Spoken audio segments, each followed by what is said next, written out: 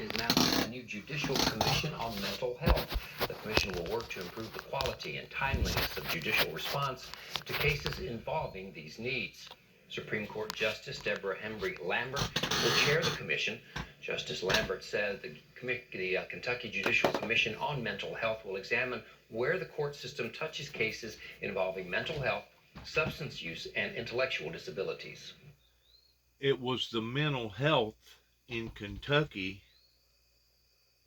that drug me away from a $2,000 a week plus job in Oklahoma City, Oklahoma, that wanted to disguise themselves as being something good towards basically ruining my life, that put me on Risperdal, that caused me to become obese in less than about 6 weeks. It was the state of Kentucky pertaining to the mental health that helped to ruin, or tried to ruin, my life, to the point that now I am struggling with diabetes and overweight, and plus all the other injuries that I've previously had. So what are you trying to say, Dennis? I'm trying to say this: they're beating the horse on the wrong end. The very thing that they should be running from is the very thing that they're bringing into people's lives, which is the psychiatric, demonic, cruel, indifferent mental health. I have no time for these people. I have no time for these doctors that want to control society with chemicals. That's what's wrong with us now, that we're too chemically in people's got addictions everywhere because of these people. And if you go back and look at the Dark Ages, back in the 13th and 14th century era, that's exactly what they was doing. They was controlling people's lives with chemicals because that's all they know. That's one of our problems in America today, is that there's too many chemicals. They're fixing to discuss something here pertaining to the marijuana laws that I guess is just at the brink of passing over in the state of Missouri towards recreation marijuana, in which I've been against now for, I guess, over half my life. I've always been a marijuana activist pertaining to medical marijuana, but I've always been against the other types of marijuanas. But now it's creeping up on us to where not only have they legalized cannabis here in the state of Tennessee, but it's just a matter of time before they're going to, it's going to be right here upon all of us, to where we're all going to be dealing with these marijuana laws, just like Illinois and I guess soon to be Missouri, and out in Colorado and Phoenix, Arizona, and all them other places that's passed marijuana laws. So it's like a nanny boo-boo moment for me, of those that wanted to demonize me back in the early 80s about me gesturing the fact of legalizing marijuana. But now it's going to go beyond that point of just marijuana, medical marijuana, to the point that now it's going to be dispersed. That's even going to make, I believe, things worse towards doping people up once more. What is marijuana? It's a chemical. Unbelievable. And the further we get in sin, the more we're going to see the sorrows fall upon a society pertaining to irregularity, weather phenomenons involving mental health, substance use, and intellectual disabilities. Jonathan Skrmetti is the next Attorney General for the state of Tennessee. The state Supreme Court made that decision. Skrmetti replaces Attorney General Herbert Slattery, who announced in May that he wouldn't seek another 8-year term. Tennessee is the only state in the country where the state Supreme Court appoints the Attorney General. Now, doesn't that kind of sound kind of fishy right there in and of itself? The state of Tennessee is the only state in America that allows for that to occur. Listen to that one more time. General. Back it up.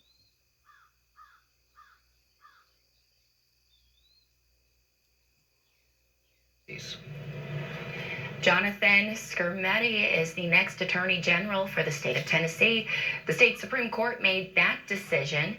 Skrmetti replaces Attorney General Herbert Slattery, who announced in May that he wouldn't seek another 8-year term. It was the Attorney General that banned me from all federal and state facilities whenever I went out to Oklahoma and I investigated them in 2009, that still to this day I've not gotten any type of apology for.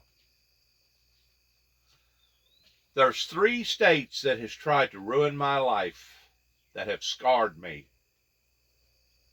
My own home state, Tennessee, right here in my own home area pertaining to Obion County and Weakley County, Kentucky, Western Kentucky pertaining to Land Between the Lakes, which is another federal entity, in addition to what they done in Trigg County, in addition to what they done in Paducah, Kentucky, but that was with the federal courts in Paducah, Kentucky, and also the state of Oklahoma. There's 3 states that have piled up on me toward trying to destroy my life, and to this day I've still not got any type of anything. Haven't got nothing from the churches, hadn't got nothing from the local communities, and I hadn't got nothing from the officials. So as we sit and we watch things boil and we watch things continue on like they're going, just within the past 4 days, they raided Donald James Trump's house down in Florida. Whenever we watch these things, it's boiling over here in America, we have no one to blame but these people that have tried to ruin other people's lives, especially innocent people's lives, based around what they believe in.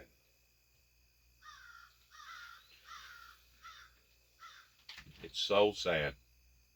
Tennessee is the only state in the country where the state Supreme Court appoints the Attorney General. The only state in the country. Why is that?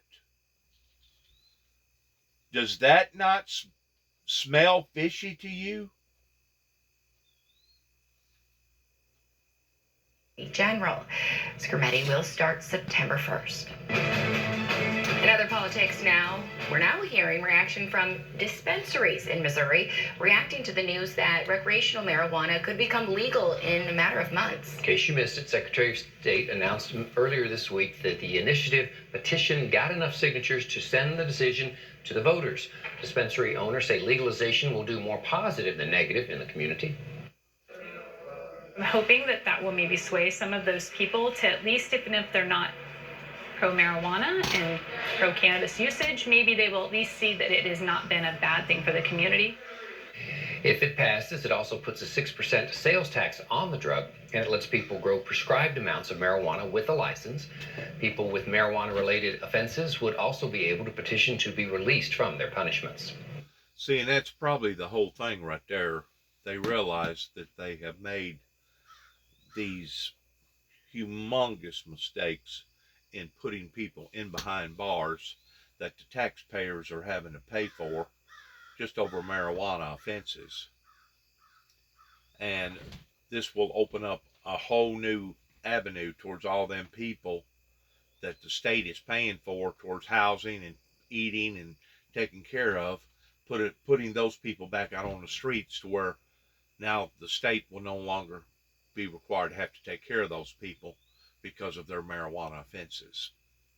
Plus, they're going to make that much more money off of the marijuana usage pertaining to the people that's using the marijuana in regards toward profit in taxes. It's all about money. It's all about greed. It ain't about people's lives. It's not about trying to better somebody's lives. It's a sickening thing, and if people can't see through that, they're either blind in one eye and can't see out of the other, or they just don't want to see. Coming up in just about 12 minutes, checking in on fall practice for the Murray State football team. And So raw and so rank.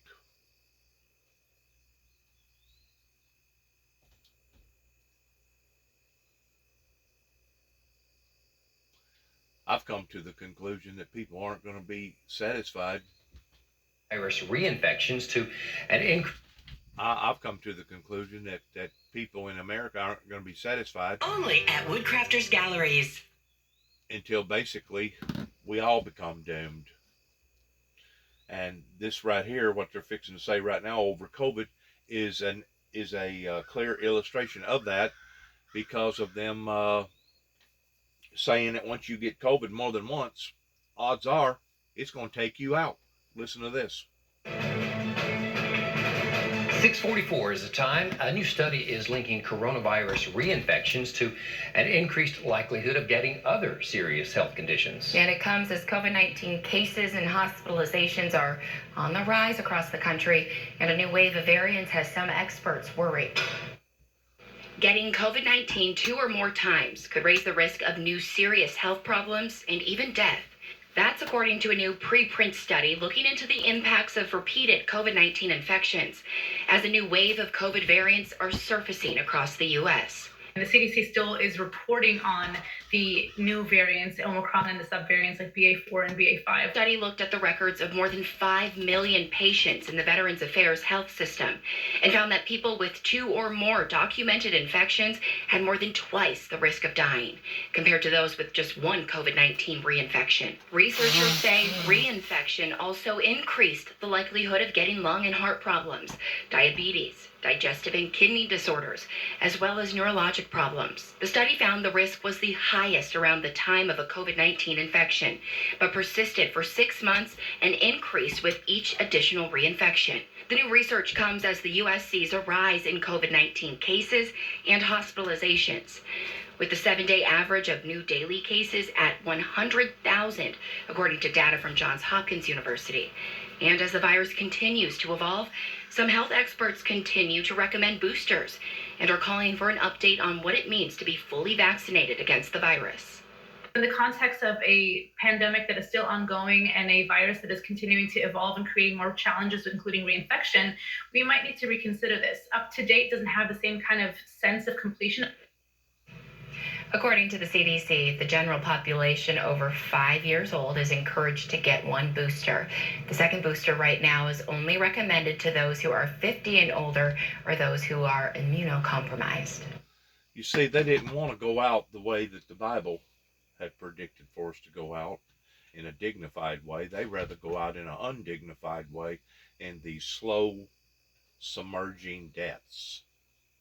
Well, that's what we have the so-called church world to now glorify them over, because rather than us going out the way that God intended for us to go out, in opening of the second seal of those that will be given the opportunity of either killing or being killed, they didn't want the founder or the very messenger to have that opportunity. So now death and destruction has fallen up into their lives in another way, which is a slow, antagonizing, cruel way.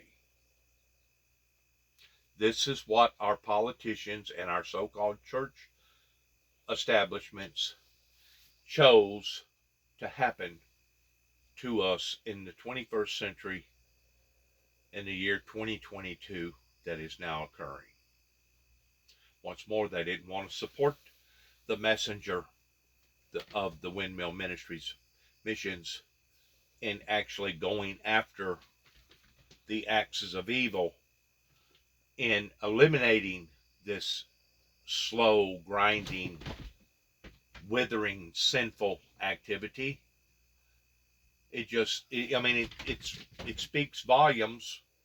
Proof is in the pudding towards it speaking volumes about the boomers that thought that this was all a joke, thought that this wasn't real, even though Ronald Reagan had convinced the superpowers that the world wasn't going to get destroyed by mankind. See, I think that's probably what they're actually itching for over here in America, a great deal of them. That way God won't get the glory, as it talks about, towards God coming back and destroying humanity because of the way that humanity is destroying the planet. They rather take that leadership role themselves towards destroying themselves or destroying the face of the planet. I've never seen so much hardcore ignorance and hardcore wickedness than I have in the past 30 plus years since I've stood out into the eyes of the general public. And as I have said before, I'll say again, that you know what? I'm at the point now to where I'm a spectator. I sit back and I watch things occurring, and I'm standing in the corner saying, nanny, nanny, boo, boo. I told you so, I told you so, nanny, nanny, boo, boo, told you so. See, you could have went out in a glorious way, in a dignified way, but you didn't want that. The Reagans and the Bushes obviously didn't want that. The so-called churches didn't want that. So because of it, now we're going out in a slow,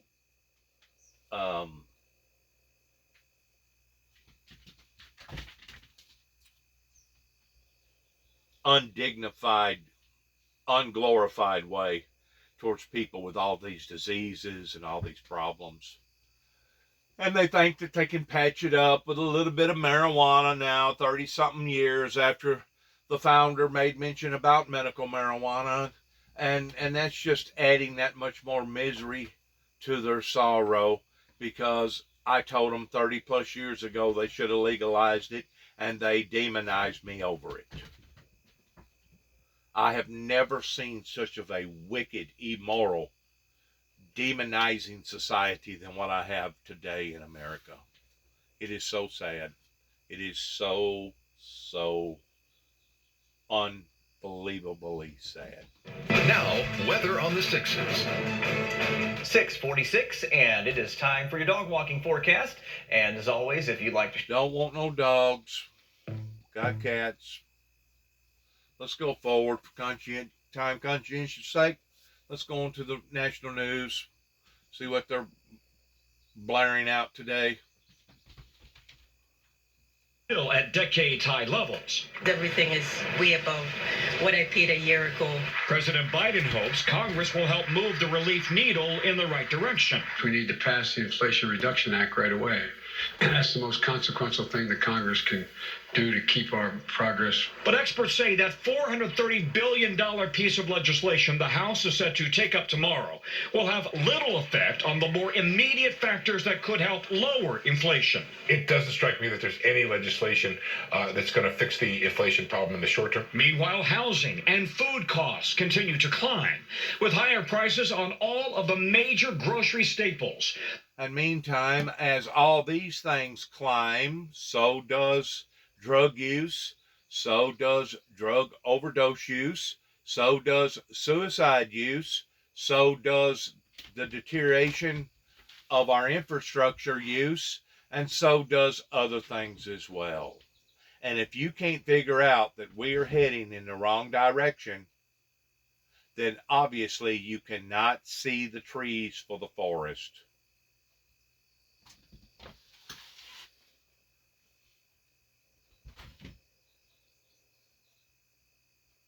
That's a high percentage of what you're looking at right there. 56 cents on meat, chicken 44, bread 23, milk 53.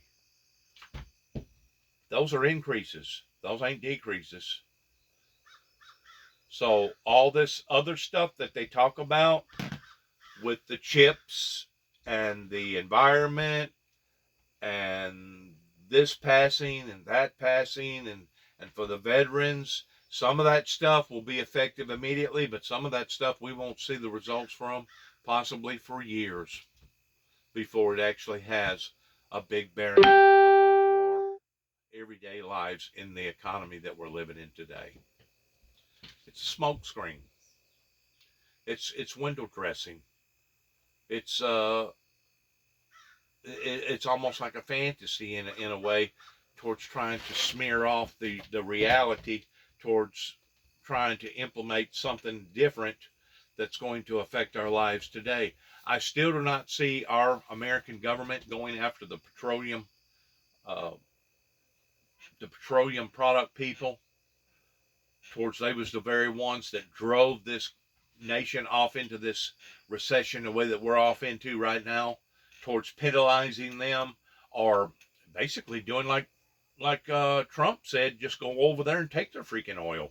I mean, if these people are regulating our lives this way, how come we're allowing it?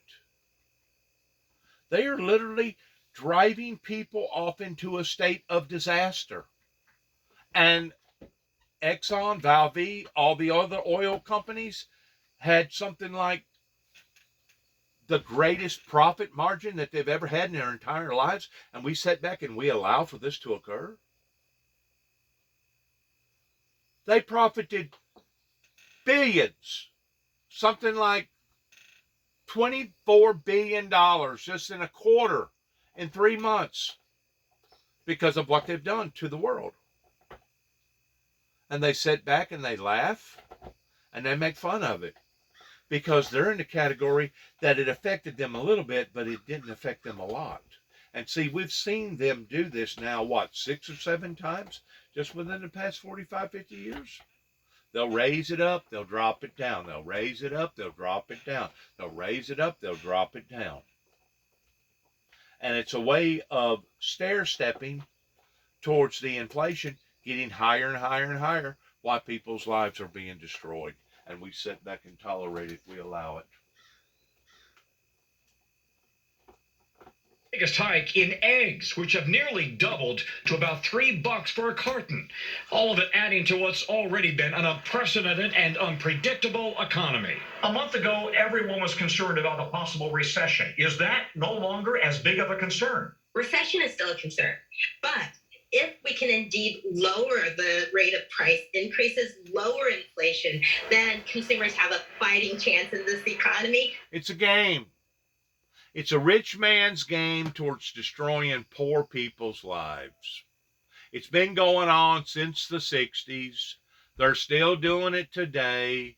And the bad thing about it is it affects people's lives to the point that probably the average farmer this year had to spend, I'm going to say, probably twice as much money to put their crop in.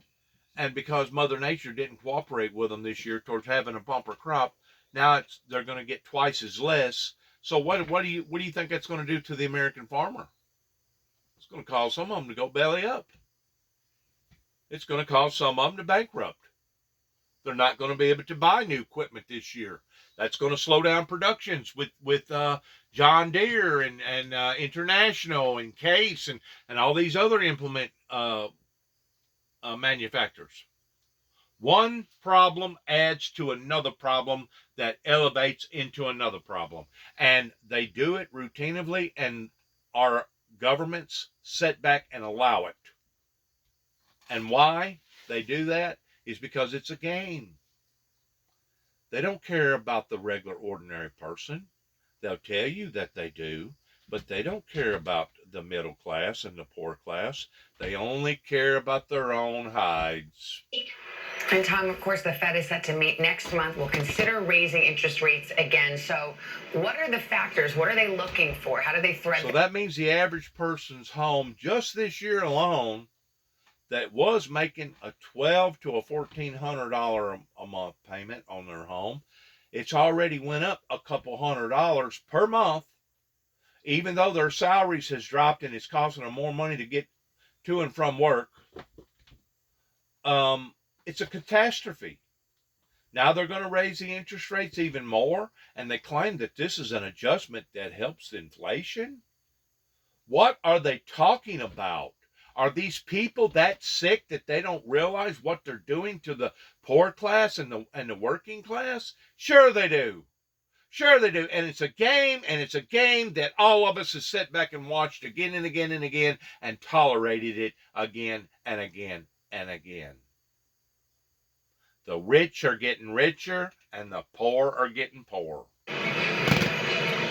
The Fed wants to see more economic data suggesting that hopefully inflation has peaked, that it's starting to edge lower, and they also want to see more encouraging jobs numbers. We had a blowout jobs number, of course, last week. They want to see that. No wonder we're getting over a COVID. People are going back to work. These are all false, phony numbers that they're giving us right now in comparison to reality. No wonder the numbers went up. People got off their tails and they went to work because they no longer getting a stimulus check. I discussed this last night on one of my YouTube Facebook programs pertaining to me, saying that it's basically been an oxymoron towards making people lazy and making a society think that they're living in an entitlement society to where they're entitled to all these freebies. It backfired on the American government by putting out all those free checks. Did it help to keep people from going bankrupt the way that society lives over here in America towards buy now and pay later? Possibly. But now it's going to catch up with all of them eventually towards their little games that they've been playing with the money markets and playing with people's lives. It's coming full circle. See that continuing if possible, and they want to see hopefully inflation hit a target of 2%. Again, we're 8.5% now, down to 2%. That's going to take some work. So everybody expects the Fed will have to hike rates again next month. The question is, they're trying to break us all. They're trying to put us all in a poorhouse. Other than those that are self-sustainable, that can take on these type of licks and keep going. Once more, we got the 99%ers versus basically the 1%ers, and the 1%ers are the ones that's in control, and the 1%ers are the ones that's causing the rest of the 99%ers to get in the 99%er bracket and continue to either lose their shirts or not get ahead, while the 1%ers are just sitting back laughing about it. And we tolerate this. We tolerate this, and that's the thing that is so sickening to the American people's way. How much? It may not be as much as last month if the signs are encouraging, Savannah. All right, Tom Costello leading us off. Thank you, Tom. Now to those mounting questions that surround former. That's the reason why so many people don't even watch news no more. They don't even watch TV no more, because it's like two completely different worlds. You got their world, these newscasters that get paid a couple $100,000 a year, live in these nice homes. You got the government checks. You got the people that works for the government. Their money never slows down. It never stops, while everybody else's does. While everybody else is sifting through the cracks and falling through the cracks and basically losing their shirts, while the powerful and rich are getting richer. And we continue to tolerate this. And we're supposed to be a free, fair, open-minded democracy? Huh. If you can't smell a rat in a woodpile.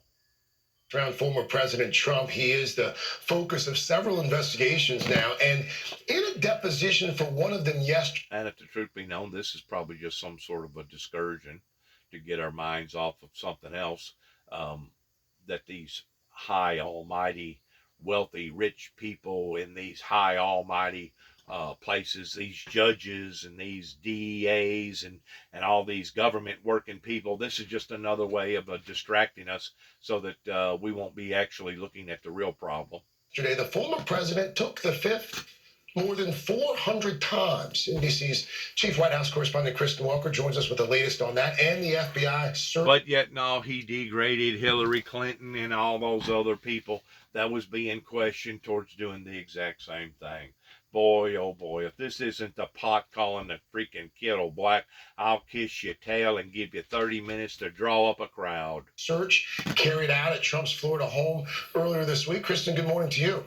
Hi, Craig. Good morning to you. Former President Trump is facing mounting legal pressure on multiple fronts, with new fallout from that FBI search on his Mar-a-Lago estate and reports overnight the Bureau may have had help from a Trump World insider. This comes as the former president sat for a civil deposition on Wednesday, as you said. I said that all along, that he had a rat in there.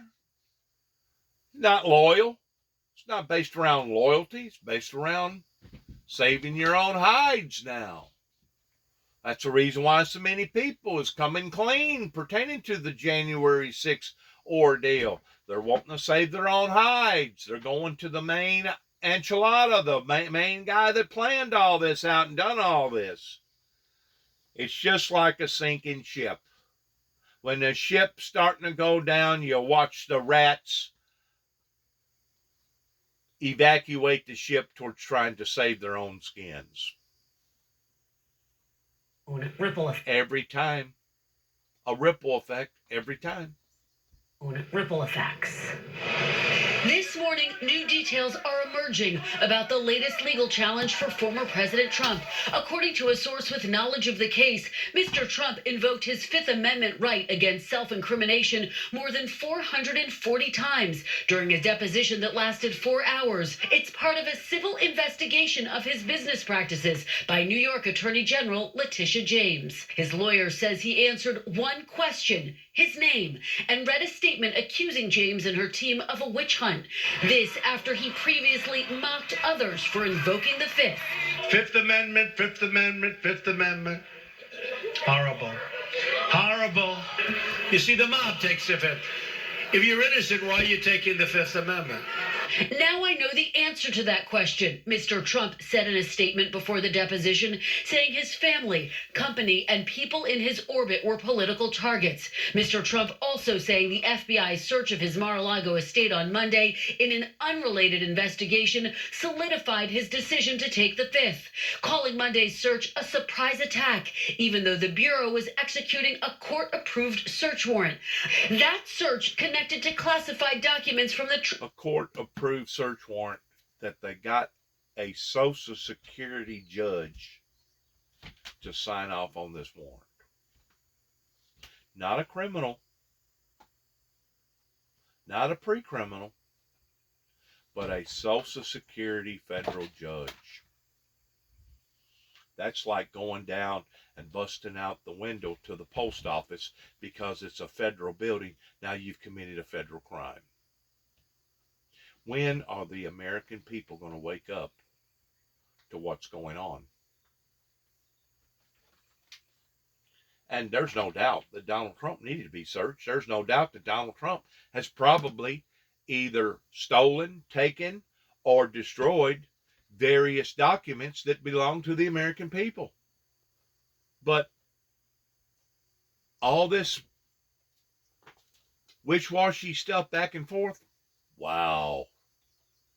The Trump administration, and this morning reports that they have brought it upon to themselves, is all I gotta say. It couldn't have happened to a better group of people, beginning right here in Obion County and Weakley County, in Kenton, Tennessee, and Sharon, Tennessee, and the surrounding areas. It couldn't have happened to a better group of people, because whenever this thing finally does completely fall upon to itself, I just hope and pray to God that these millions and millions of people will wind up merging right here in Obion County and Weakley County. That way these people that engaged up into this movement, going all the way back to 1988, can feed them and take care of them. Clothe them, feed them, take care of these people that now have been sucked through the cracks. Because this is the results from it. Right now, we should all be living in utopia. Right now, we should all be living in peace. But instead, all they think about is building more missiles and killing more people. It goes beyond crazy. It goes beyond crazy. It's viciously violent, the way that things are being handled right now, either through our American government affairs or through world affairs. We're on a course right now of destruction, total annihilation. We're on a course right now towards the planet being unself-sustainable, pertaining to extinction. Extinction. solidified his decision to take the fifth, calling Monday's search a surprise attack, even though the Bureau was executing a court-approved search warrant. That search connected to classified documents from the Trump administration, and this morning reports that an insider may have provided information to authorities. The Wall Street Journal reporting that someone familiar with the stored papers told investigators there may be still more classified documents at the private club after the National Archives retrieved 15 boxes earlier in the year. People familiar with the matter told the Journal. NBC News has not confirmed that report. It comes as pressure is mounting on the Justice Department to explain its actions. A current senior Justice Department official and a former DOJ official telling NBC News multiple officials within the DOJ believe Attorney General Merrick Garland should make a public statement explaining the need for the search. FBI Director Christopher Wray, who was appointed by Mr. Trump, was asked about the former president's baseless claims agents may have planted evidence at Mar-a-Lago during the search. That's not something that I can talk about, so I'd refer you to the department. But Wray did condemn the surge in violent threats against law enforcement by some Trump supporters online in the wake of Monday. And that undoubtedly will continue to get more fallout. Now, one more really interesting note that we want to point out. Former President Trump in 2018 strengthened a law for how people would be punished for mishandling classified information, basically strengthening that law from a misdemeanor to a felony. It's a move he made after criticizing Hillary Clinton for mishandling sensitive information in her emails. Craig. All right. Chief White House correspondent Kristen Walker for us. Kristen, thank you. Also this morning, crews in southwest Indiana are searching for more potential victims of a deadly house explosion. The blast caught on camera. You see it right there. It was so powerful it damaged dozens of surrounding homes, too. Some of them are too unstable to enter now. NBC's Jesse Kirsch joins us from the scene. Hi, Jesse. Good morning.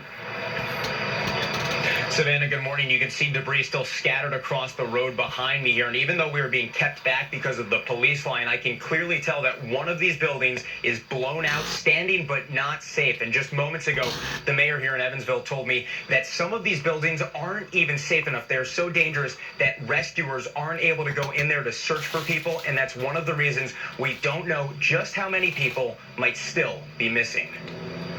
The deadly blast caught on camera just before 1 p.m. Wednesday. Investigating an explosion with heavy smoke.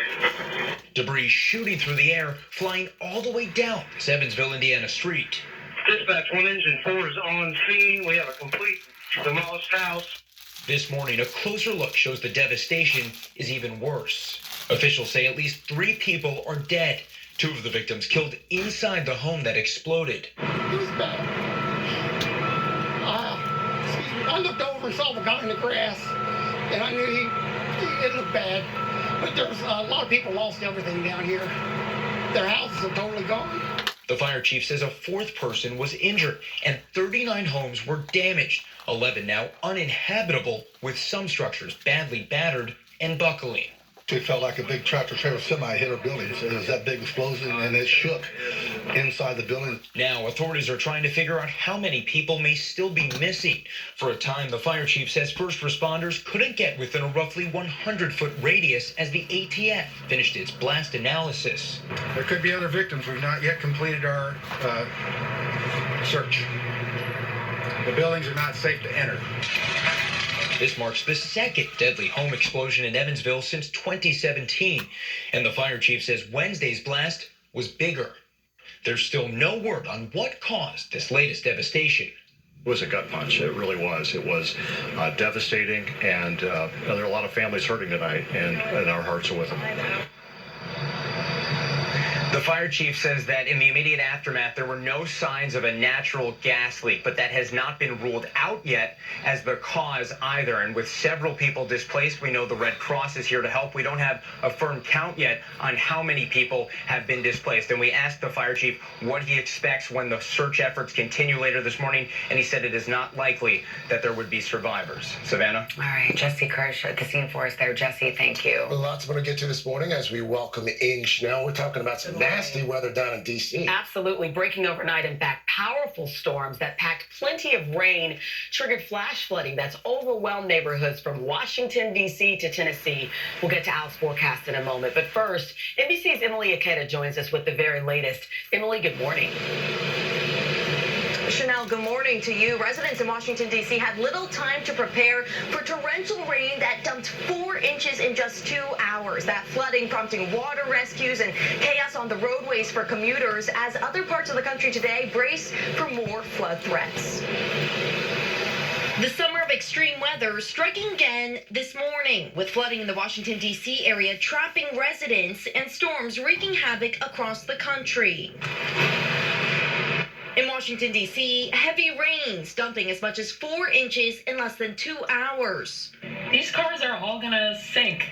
Brown floodwaters. It's only going to get worse.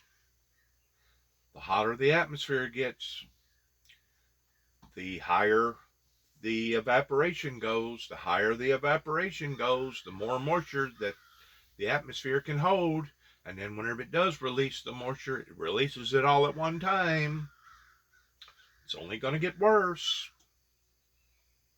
Before it gets better, this is what we're doing to ourselves.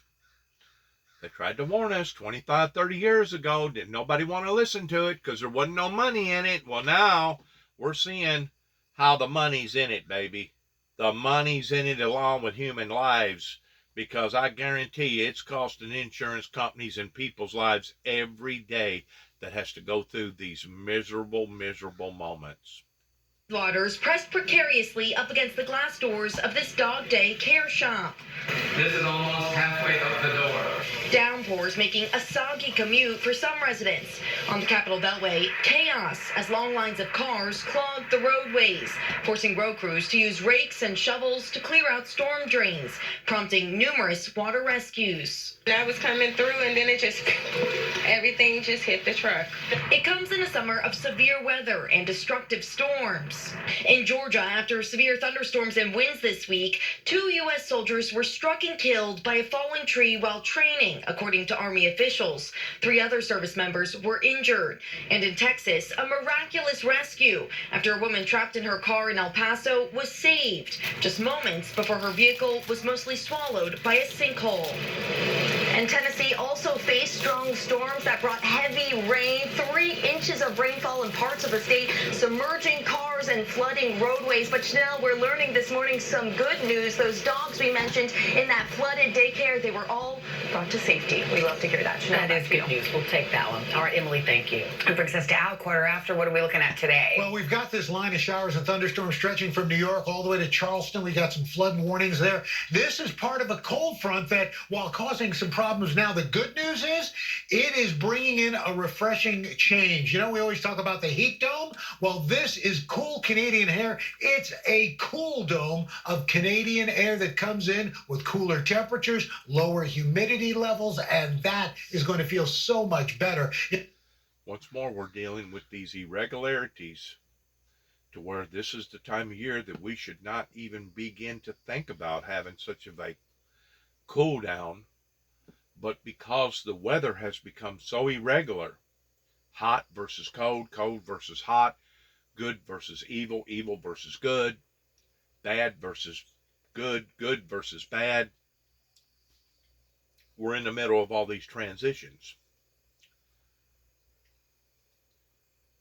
I've said it before and I'll say it again. It's as if a child is throwing a tantrum, and you don't know now what to expect from one season to another. Even during the season, it could change dramatically just in a twinkling of an eye. I mean, we are dealing with something here, folks, that goes beyond normalcy in regards towards our weather, that is phenomenally changing on a hour by hour, day by day basis. People still hadn't awakened yet. It's getting worse. In fact, look at these temperatures through the weekend into the upper 70s in Chicago. And you may be saying, well, it's getting worse. It ain't getting worse, Dennis. It's getting cooler. It's getting worse as far as the irregularities. It's getting worse towards the weather drastically changing from one extreme to another. Low 80s, Detroit. Friday and Saturday, low 80s in New York City, low 80s. I'm glad down it's in getting DC. cooler. Syracuse, you're in the 70s. Don't get me wrong, I'm glad it's getting actually cooler. below average for the first time in probably 2 or 3 weeks. And as we slide to the south, again, more temperate conditions for Nashville, Atlanta in the mid 80s, New Orleans mid 80s, Houston only in the low 90s, and falling humidity levels and temperatures below. But yet now we can be in the middle of December, like we have several times here in Tennessee, that 2 weeks before Christmas, there was an outbreak of tornadoes.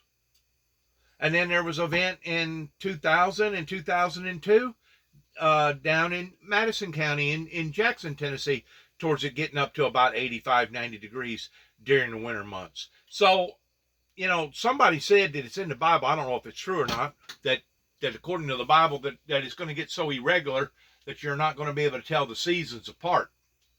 We're just about there. We're just about there. Because it could go from one extreme to another just as quickly as it does the other because of what we're doing to our planet and what we're doing to the atmosphere. And people still are in denial about this. There's still deniers out there.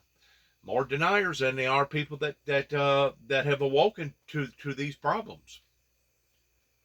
Below average. In fact, Dallas, take a look at this. Their temperature, their forecast today is 96. Their average high, 97. So, in fact, this will be their first cooler than average day in 44 days. And they finally got some rain. They finally broke their... They had been 67 days without rain. Finally got some rain yesterday. We're going to get to your local forecast coming up. 67 days without rain. That's 2 months without rain and temperatures somewhere boiling over the triple-digit range again and again and again. See, they don't want to discuss all those things with you. They just look now at the good stuff. Oh, it's finally cooling off. I'm telling you, we're dealing with dim-witted people that they themselves don't even know how to project or predict our weather patterns from day to day, from hour to hour. But yet now they're getting paid $250,000 to stand on national TV and tell us a bunch of lies. It is so sickening. Our scientists, our professionals, our people that we depend upon for our lives don't know what they're doing. When are we going to awaken? This thing. After we're all dead? And then we wake up in a completely different new world? Called the supernatural world? And then we got to go through another trial pertaining to those that follow after Lucifer the final and last time, pertaining to the second death. When are we going to awaken? When are we going to take the Bible literally for what the Bible teaches that's going to occur, that is occurring? So sad. It's making me get an ice. So sad.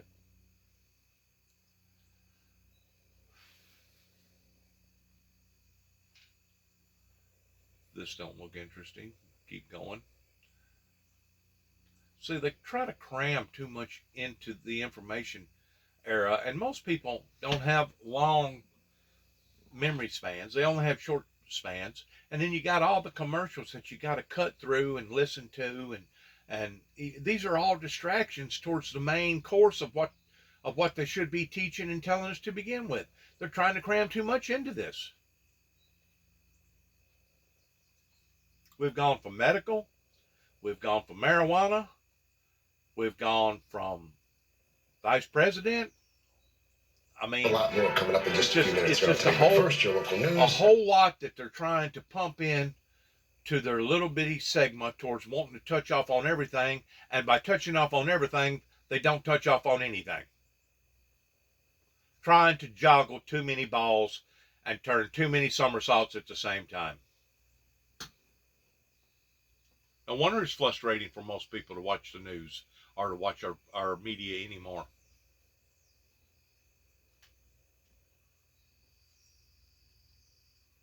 Turned into a crazy house.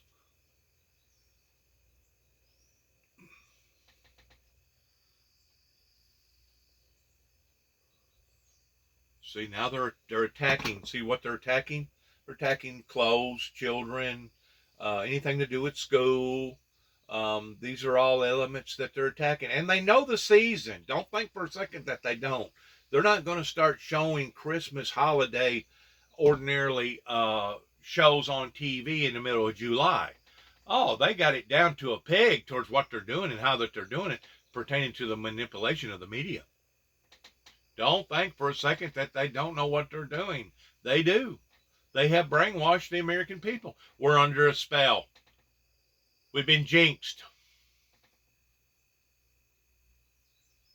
by these so-called smart people that are basically driving us off into the mouth of the volcano.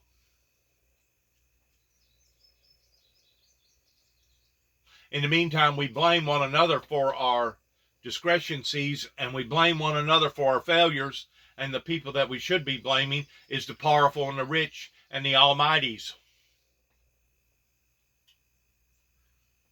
Food commercial after food commercial after food commercial. Wow.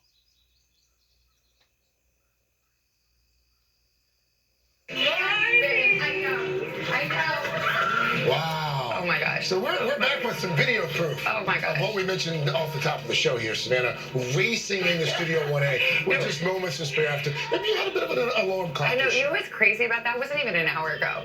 No. That was like 35 minutes ago. No hair, no makeup, just a big old mess. But you know, rolling in, coming in hot. People always ask us, on morning television, do you oversleep? Not very often. No, not very often, I guess, but yeah. You made it. I can't believe it. It's a miracle. I'm so happy to be here. Good morning.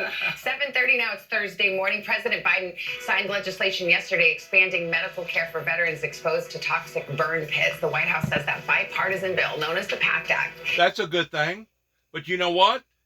The veterans had to fight for it because originally Congress had thrown it out. Having to make them do the right things. Force them to.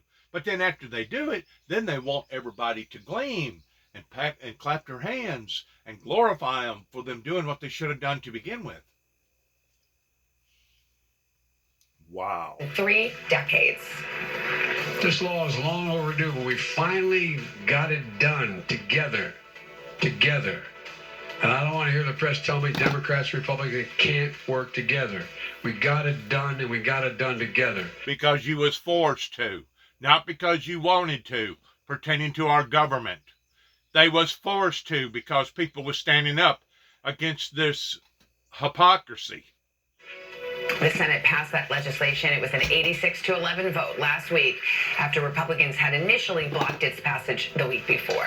A Florida man pled guilty yesterday to attacking police officers during the January 6th Capitol riot.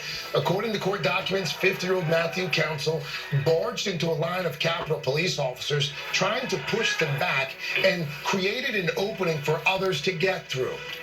Council was arrested at the Capitol. Matthew Council now faces up to 16 years in prison at a sentencing hearing in November. A follow-up now on a story we've been following for several weeks. Sesame Place has announced its employees will now have to go through diversity and inclusion training. The announcement comes following a $25 million class action lawsuit alleging multiple incidents of discrimination. It comes after backlash surrounding this viral video of a costume character seemingly snubbing 2 young black girls. The theme park says all employees will be required to participate in the training. We turn now to some new developments in a case that has been in the spotlight for 2 decades now, the murders of Lacey Peterson and her unborn son. Her husband, Scott Peterson, was convicted in 2004, but today, a judge is set to hear final arguments before deciding if Peterson should be granted a new trial. NBC's Aaron McLaughlin has been following the story for us. She's got the latest developments. Hi, Aaron. Good morning. We're going to go fast here.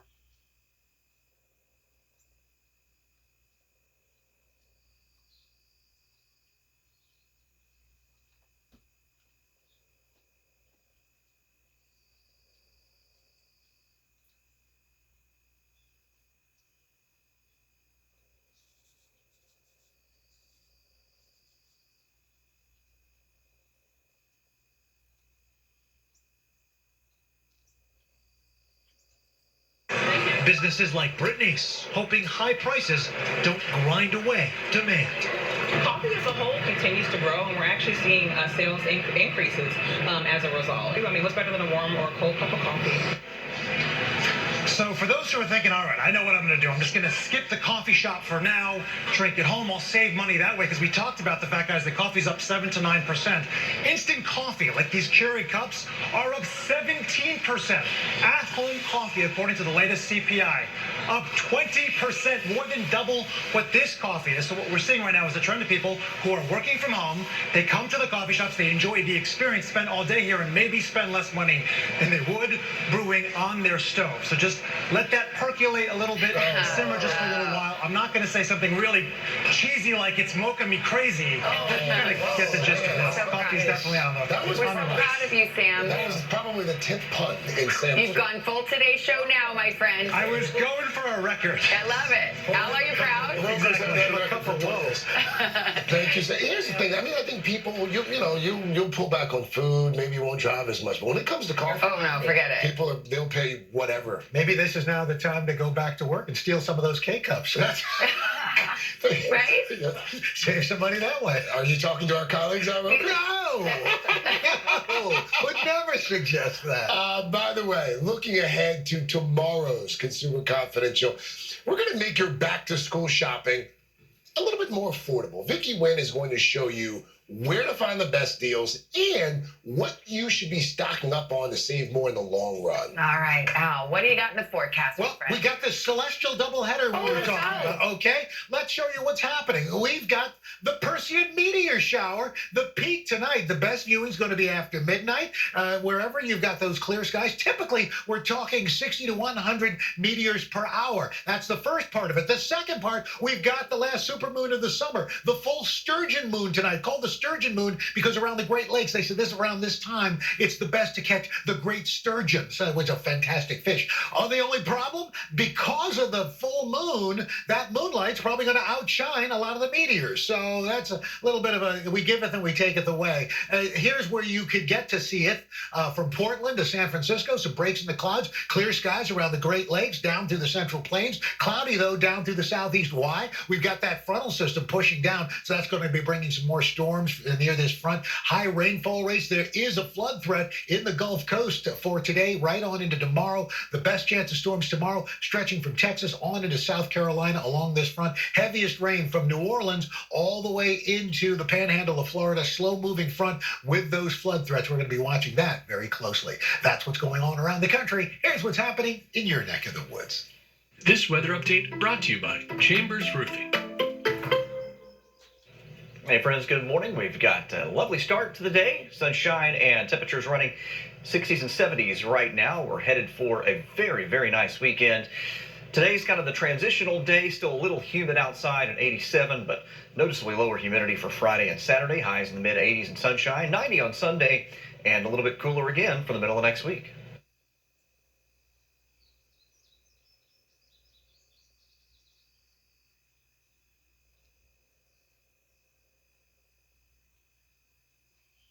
Reduce the risk of cardiovascular.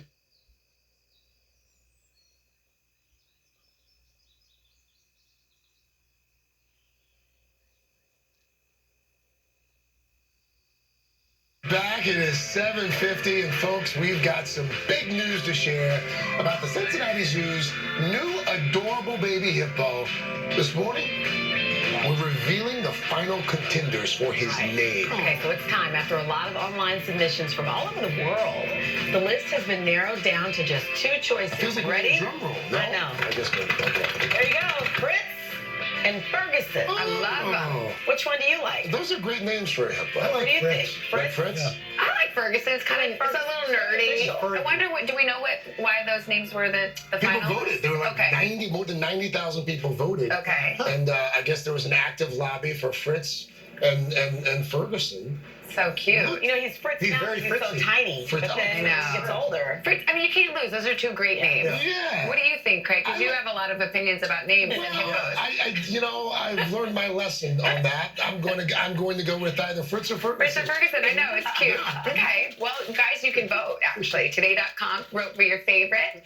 And if you join us on Monday, we're going to check in with the little guy. Fun. Can't get enough hippo this summer, and we will find out what the winning name. I know, hippos are the new sharks here on the Today Show. Exclusive. Right? Oh, there's a show. Sharks versus hippos. Oh my gosh, well, that would be interesting, wouldn't it? People underestimate the hippo. No, but yeah, hippo. I mean, they're adorable, but they're fierce creatures. Right. But not little Fritz. Not Fritz, no. Fritz is safe. No, Fritz is adorable. safe. We love Fritz. But Or Ferguson. It's going to be Fritz. But if you met one of them in the wild, it could be a different Yeah, story. it could be a different I'm trying to help you here. No, but he's right, though. No, I'm just saying. Yeah, but Still I know. This is what happens when they give us like 80 seconds to fill.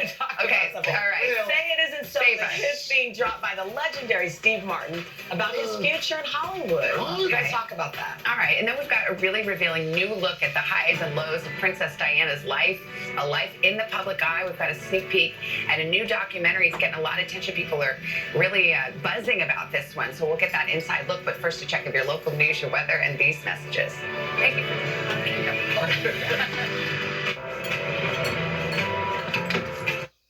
See, and that's another thing that I've noticed about our news.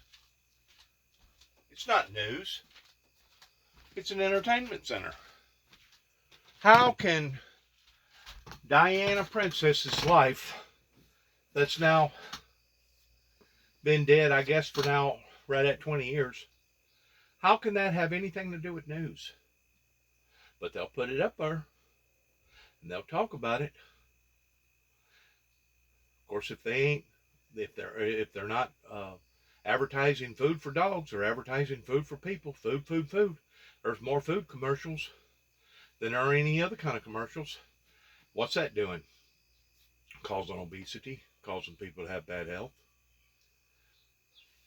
Let's go to something else. This is this is tiresome towards me having to criticize these particular news agencies like this. Ahead at what could be her final U.S. Open later this. And basically, I guess what I'm doing, I'm trying to point out that I've had it. Oh, no. Some people put Old Bay on everything. On their fingers just to lick them. I've had it with our government. I've had it with the rich people. I've had it with these news agencies. I've had it with the way that our so-called churches have set back and allowed for this now to steamroll over the American people's lives towards seeing the young people being destroyed because of all this insaneness. That's exactly what it is. It's idiotic insaneness that they say is normal. It's fun. It's fun, huh? Right. It's a lot of fun in seeing people's lives suffering and being destroyed, isn't it? Wow. How much more wickeder can a society become before God actually does come back and destroys those who are destroying the planet? That it once was. So we need to look at the short term as well as the long term, and that's what this campaign is all about. All right, CEO of Global Citizen, Hugh Evans, thank you. Great to see you. Live from Ghana, and of course the 10th annual Global Citizen Festival takes place on September the 24th. And also Central Park. In Central Park. Back at Central Park, as well as Ghana. Wonderful. It is just past the top of the hour, 9 a.m. in the East. And see, now they're going to turn it into a money marketing scheme pertaining to global warming, and they're going to make money off of it. See, before, they didn't have enough people to get on board, that it's basically driven us to the point that where we are right now towards seeing these massive floods, these massive heat domes, these massive fires, these massive hurricanes, and etc. And of course, if you look at the weather patterns all over the world, if you think that we're extreme, we're not hardly nothing in comparison to some of those countries. Like Africa has been twice as dry. Their drought is twice as bad. Even their cattle, it's basically uninhabitable. Their food has went up now twice as much. we're fortunate here in America that our lives is not being affected like other countries, like in Honduras and Cuba and other places. But I guarantee you, it's coming. It's coming to the American land, and it's coming near a neighborhood near you, just like the Walmart slogan. Okay? It's coming. It's just going to be coming in delays, and it's going to be coming in intervals, just like what happened last year in Waverly, Tennessee, towards seeing 17.5 inches of rainfall out of the sky in less than about 6 hours. Yeah, it's coming. And it's going to be coming in one form or the other, just as the Bible says, to pray that you're either worthy to escape these things or pray that you can endure these things, indicating that these things will be coming. They're coming, America. They're coming, Canada. They're coming, all over the world, that thinks that they aren't being affected by these irregularities with these phenomenon weather events, but they're coming. In the east, 6 a.m. out west as we begin the 4th hour of Morning Joe. And we start with those new details about former President Trump's deposition before lawyers from the New York Attorney General's office. A source tells NBC News. It is no news. He didn't say nothing. He didn't own up to nothing. He didn't even so much as say hello or hi. Only thing he done was say his name, and then he read off a report. He pleaded the fifth. Let's move on to another subject matter. That Trump invoked his Fifth Amendment right. Let's go on. We didn't heard this. It's another repeat.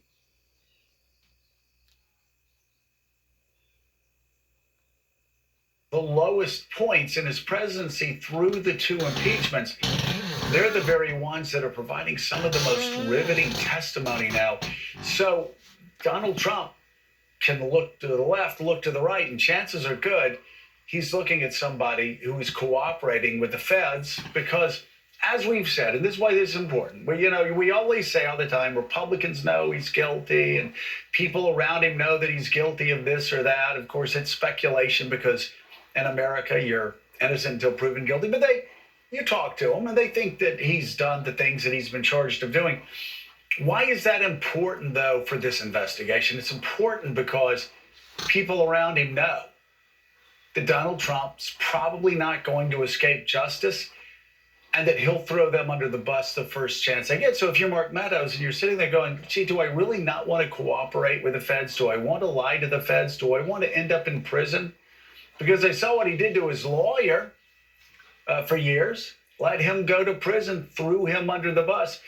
Everybody around him knows there is no loyalty in Donald Trump's world. No loyalty going down, so there's no loyalty going up. And that, Mika, is why he's such an isolated figure inside of Mar-a-Lago right now. It's got to be really sort of scary that everyone... And that's exactly what the so-called churches has done to the founder of the Windmill Ministries missions. They have pushed me out to the side. They have isolated themselves from me. They rather say that I'm a mental case rather than say that I'm correct about what I've been teaching and preaching now going on 30 some odd years. And rather than society admit that they was wrong, beginning with Ronald Reagan's latter part of his administration, it's much simpler and easier for them to pass the buck and say, oh no, it's the individual, it's the messenger's message that we don't agree with. And because we don't agree with his message, we're going to cold shoulder him, we're going to isolate him, we're going to ostracize him. Even though Webster's dictionary says all these things is cruel and inhumane, that's exactly what they're doing in the year 2022 right here in the good old USA, Tennessee, Northwest Tennessee area. Now, up until 2017, I was only being attacked, wasn't being supported, wasn't being committed in as far as people congratulating me of the things that had finally broke through pertaining to biblical Bible prophecy. I was being attacked And the judicial system here in Weakley County was part of that, because they allowed for that to go on and on and on for months and months and years, okay? Well, now, since they finally got the message to leave me alone, once they realized that God was working in on my behalf towards all these people that was doing the agitating and the aggravating, now their lives has been turned totally upside down, and some of them has even lost their lives because of complications in their lives. Now they've went just the opposite direction towards wanting to be halfway sociable, even though they was attacking us, to the point that now they don't even wave. They don't even admit that I'm even in existence of their atmosphere. And that's exactly what I've seen out of the Americans now all my life, going from one extreme to another. You know, at one time it was okay to beat your children, especially in this area, and as long as you left a little bit of air in their lungs, it was okay, even though you put pop knots all over their head and you scarred them and you intimidated them and you beat them until they was black and blue, to the point that now you can't even look down on little Johnny or little Sally, because now you'll destroy them psychologically. We can't even paddle them, much less give them a good hiney whipping. I've seen it go from one extreme to another, just like women at one time used to not have no rights, to the point that now women have all the rights. One extreme to another.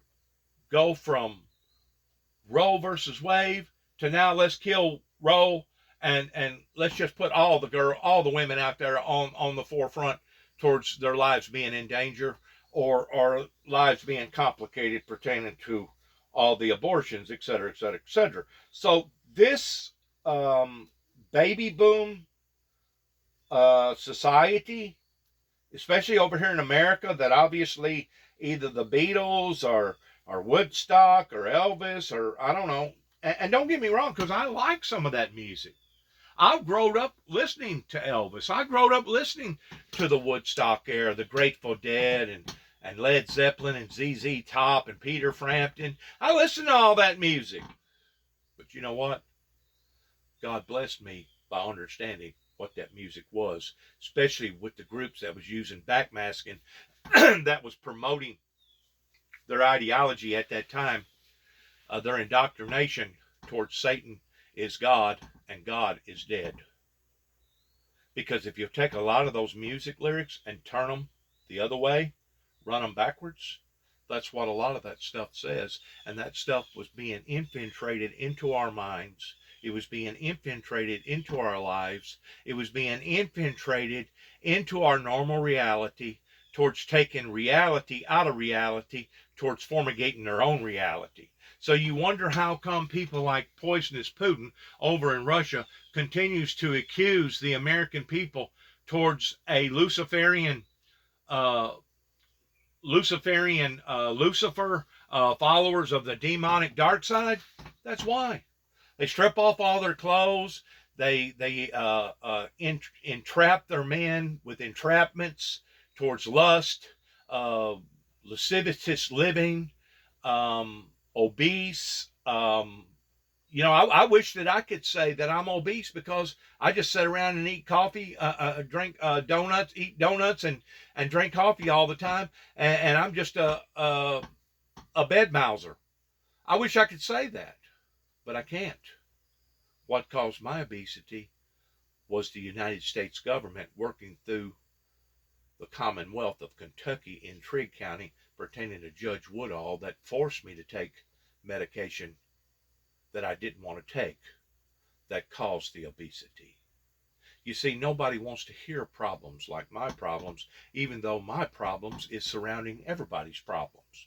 Nobody wants to hear nothing with the bad news barrier. We just want to fly our kites. We just want to live in la-la land. We just want to go on like everything is hunky-dory, because it's the wealthy and the rich that's in control of the big speakers and the big mics pertaining to our fake, phony media that Donald Trump talked about again and again and again. And who knows, maybe the FBI did actually plant something on Donald Trump whenever they raided his house, unless it's all being photographed and filmed on a second-by-second whatever they call it, frame by frame moment. And even then, they're smart enough that they can cut through it and edit it and make it and take out stuff that was there, or put stuff in there that wasn't there. They become very, very good at what they're doing towards deceiving the American people. Being in a predicament of deception is where we are. That once more, the adults, the baby boomers, still are not coming clean on what has occurred here. The way that they falsely accused the founder of the Windmill Ministries by trying to project him as him being the monster, and the whole time the monsters was the people that was doing the projecting. It goes exactly right back to what happened during Jesus's era. This was after he went up into the mountain and said, Jerusalem, Jerusalem, I truly believe that this was Jesus's lowest point of despair. I have gathered thee together as a hen would gather her chickens, and ye would not listen. In other words, at that point in time, I believe Jesus accepted the fact that he had done all that he could do in his mission, and now it was going to be up to the fulfillment of scriptures towards the rest of the prophecies being fulfilled, towards him actually being captured and basically dying for all of man's sins. Because he tried to demonstrate his powers in a good way by healing the sick, feeding the hungry, raising the dead, giving people the inspiration of hope pertaining to a better life beyond this life. And it fell upon deaf ears. And basically the very people that was accusing Christ of being a blasphemer that day was the very people that was doing the blaspheming. You know, a lot of people want to look at Judas and say Judas was the monster in all this. That Judas was the perpetrator that turned Christ in towards the officials knowing where Christ was. Which some of that is true. Okay? But let me tell you something. Out of all the mishandling deeds that happened within that time frame, let's say within a 72-hour period up until maybe a week ordeal, there wasn't but one come to his own senses in hanging himself by being ashamed of the things that he had been a part of. There was only one person that I can actually say that regretted the moves that he or she performed in that whole ordeal, and that was Judas. It was Judas that took the money back and tried to give it back to the centurion Romans. It was Judas that was disappointed whenever they said, "For what is this to us? This is blood money." And of course, I think they took the money after Judas found out that he hung himself and bought a field. And to this day, the field is still called the field of blood. But it was only Judas. I mean, you got to look at things in the right perspective. I realize that Judas betrayed Christ at first. He did. Why he done it? Out of greed, out of wealth, out of becoming famous, out of looking like he was a hero, out of money, profiteering. Or maybe Judas actually thought that at first that maybe Christ was a phony and a fake. Maybe in Judas's eyes, he literally thought that Jesus was in fact a blasphemer. But then there towards the last, after it was all said and done with, and the tomb was opened, and there was no body because the body had been raised from the dead, Judas realized that he had made one of the greatest errors that a human being could ever make as a human being. And in his remorseful way, by saying, "I am sorry of the shameful act that I had projected upon to the very Son of God, God's only begotten," he demonstrated that remorse by taking a rope and hanging himself. Did anybody else in that crowd hang themselves? Not that we know of. they were still saying, away with him, for this man committeth blasphemy. This man is a traitor. This man claims to be something that we know that he's not.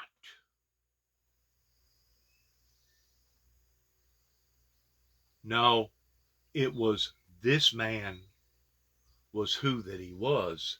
And the holy men, the prophets, or the so-called prophets, the ministers, the righteous people that claimed that they had a sense of righteousness that day, they was the ones that was committing blasphemy, and they will be the ones that will be judged in the court of God's court during the great white throne judgment.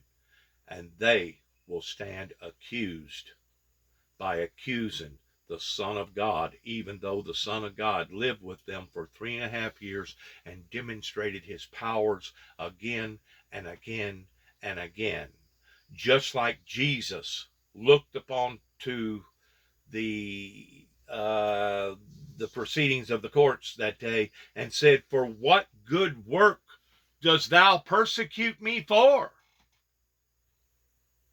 Because all the things that he had ever done was involving the things of good towards feeding the sick, healing the sick, healing people's blind eyes, raising the dead, turning water into wine, helping people, not hurting people, helping people. For what good work dost thou persecute me for? And they replied, we're not persecuting you because of any good works that you've done. We're persecuting you because we don't believe that you are who you say that you are. In other words, they had already done prejudged Jesus, and they had already made it up in their minds because of whatever reason that Jesus was a phony and Jesus was a fake. Well, I'm going through the similar type atmosphere to this day here in Northwest Tennessee at 291 Thompson Road, Sharon, Tennessee, zip code 38255. You see, they had already made it up in their minds pertaining to whenever I started going door to door, car to car, church to church, and explaining to them about the miracles that had occurred in my life, going all the way back through my life, and explaining to them that this was all biblical Bible prophecy. To this day, what are they doing? They're ostracizing you. They're still giving you the cold shoulder. They're still ignoring you. They're still not paying any attention to you. That's the reason my ratings on either my Facebook or my YouTube channel is as low as what it is because it's much easier.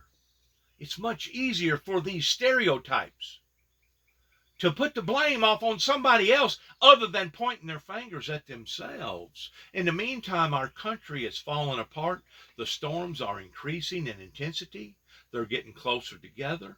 We're seeing strange phenomenons happen pertaining to weather events that is happening all over the world, that basically they have brought this condemnation into this existence that's happening now worldwide. And the people over in Kenton, Tennessee that I basically growed up around and growed up with and studied with and prayed with and ate with and done everything else with are the very people that it's clammed up and still being rebellious to the truth. Wow. Away with him, is what the crowd kept saying. Away with him. And even King Herod, realizing their error, or maybe it was Pontius Pilate, one or the other, the governor or the main leader that day washed his hands and said, today I'm washing my hands of this because I know that this man has not done anything to deserve this type of punishment. But in a way, even though that individual washed his hands, do you think that he is not going to be held accountable for the powers at bay that day that he could have stopped? He could have stopped it. He could have got everybody's attention, and he could have said, all right, let's look at the facts here. Jesus has done this, this, this, this, this, and this, and this, which is all in the category towards wanting to help humanity rather than hurt humanity. Y'all don't have him accused of being a thief, a rapist, a drug dealer, a drug taker. You don't have him accused of fooling around with none of your wives or your daughters. In other words, if it would have been explained to the mob that day, possibly the mob would have walked away and said, you know what? You're right. We're trying to do something to an individual that we have no right of doing. But instead, I think it was the king, it may have been Pilate, that washed his hands and didn't try to explain nothing to the mob and said, this day, what has occurred, I wash my hands of. Well, he may have washed his hands, but he didn't wash his commitment pertaining to his duties, and he didn't erase the guilt that was on his consciousness from then on the rest of his life. You see, Judas knew that he wasn't going to be able to live with himself. And Judas knew that he had betrayed the Son of God. And in a way, Judas was so ashamed of the act, he committed suicide. And by him committing suicide, he was actually saying to the rest of the world, this is my way of saying that I am so sorry.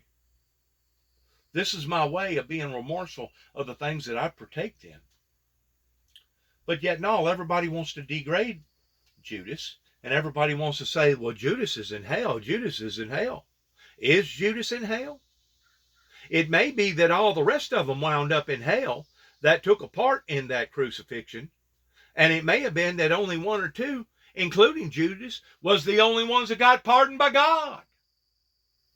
Because it was Judas that come to his senses. It was Judas that said, I cannot live with this. It was Judas that took the 30 pieces of silver back. It was Judas that took his own life because he realized that he had partaken in something that was not just, it was not godly, and it was just the other way around. Do you read or have you heard of any other people in that surrounding court that partaked in that day, including the thief that they released? Did you hear of anybody that was remorseful enough to take their own life? No. That's what I'm saying. It's not what you're looking at, but how that you're looking at it towards flipping it and having a different perspective of things. I can't tell you whether or not Judas made a true profession of remorse, repentance that day towards a graveside repentance. I can't tell you that Judas is in hell or Judas is in heaven, because I know that there's only one person that can fulfill that obligation, and that is God himself.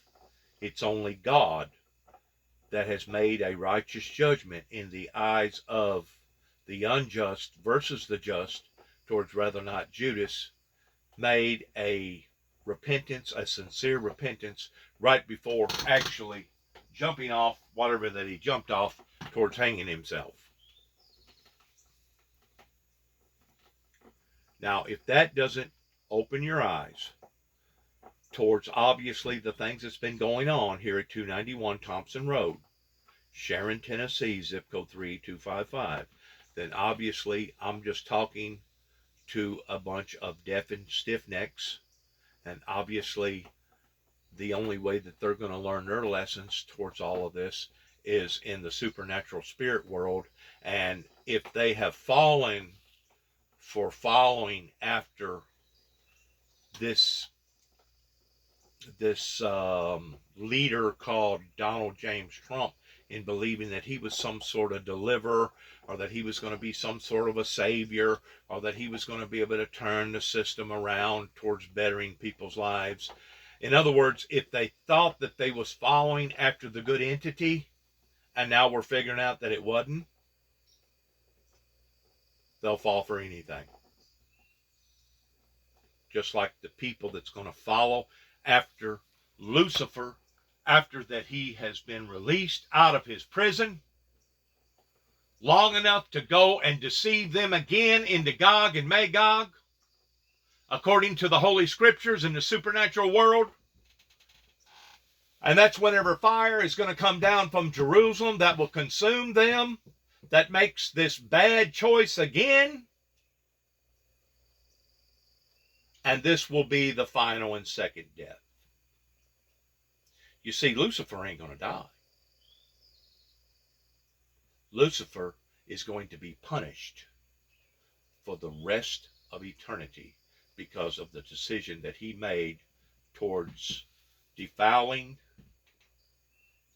the very kingdom of God and doing what he done to bring this kind of agony and misery and sorrow to society. And if people that claim to be Christians don't hate Satan and hate the works of Satan just as badly as I do, I question their authenticity of their relationship with the Heavenly Father if they don't hate this evil demonic being that has brought this type of anguish and sorrow and misery in an unjust way to God's chosen people here upon to the planet.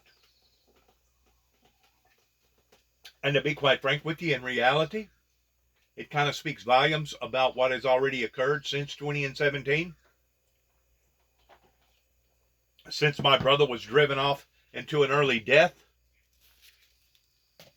basically a nervous breakdown to the point that he couldn't handle the peer pressure that his peers had put up onto his life, my brother.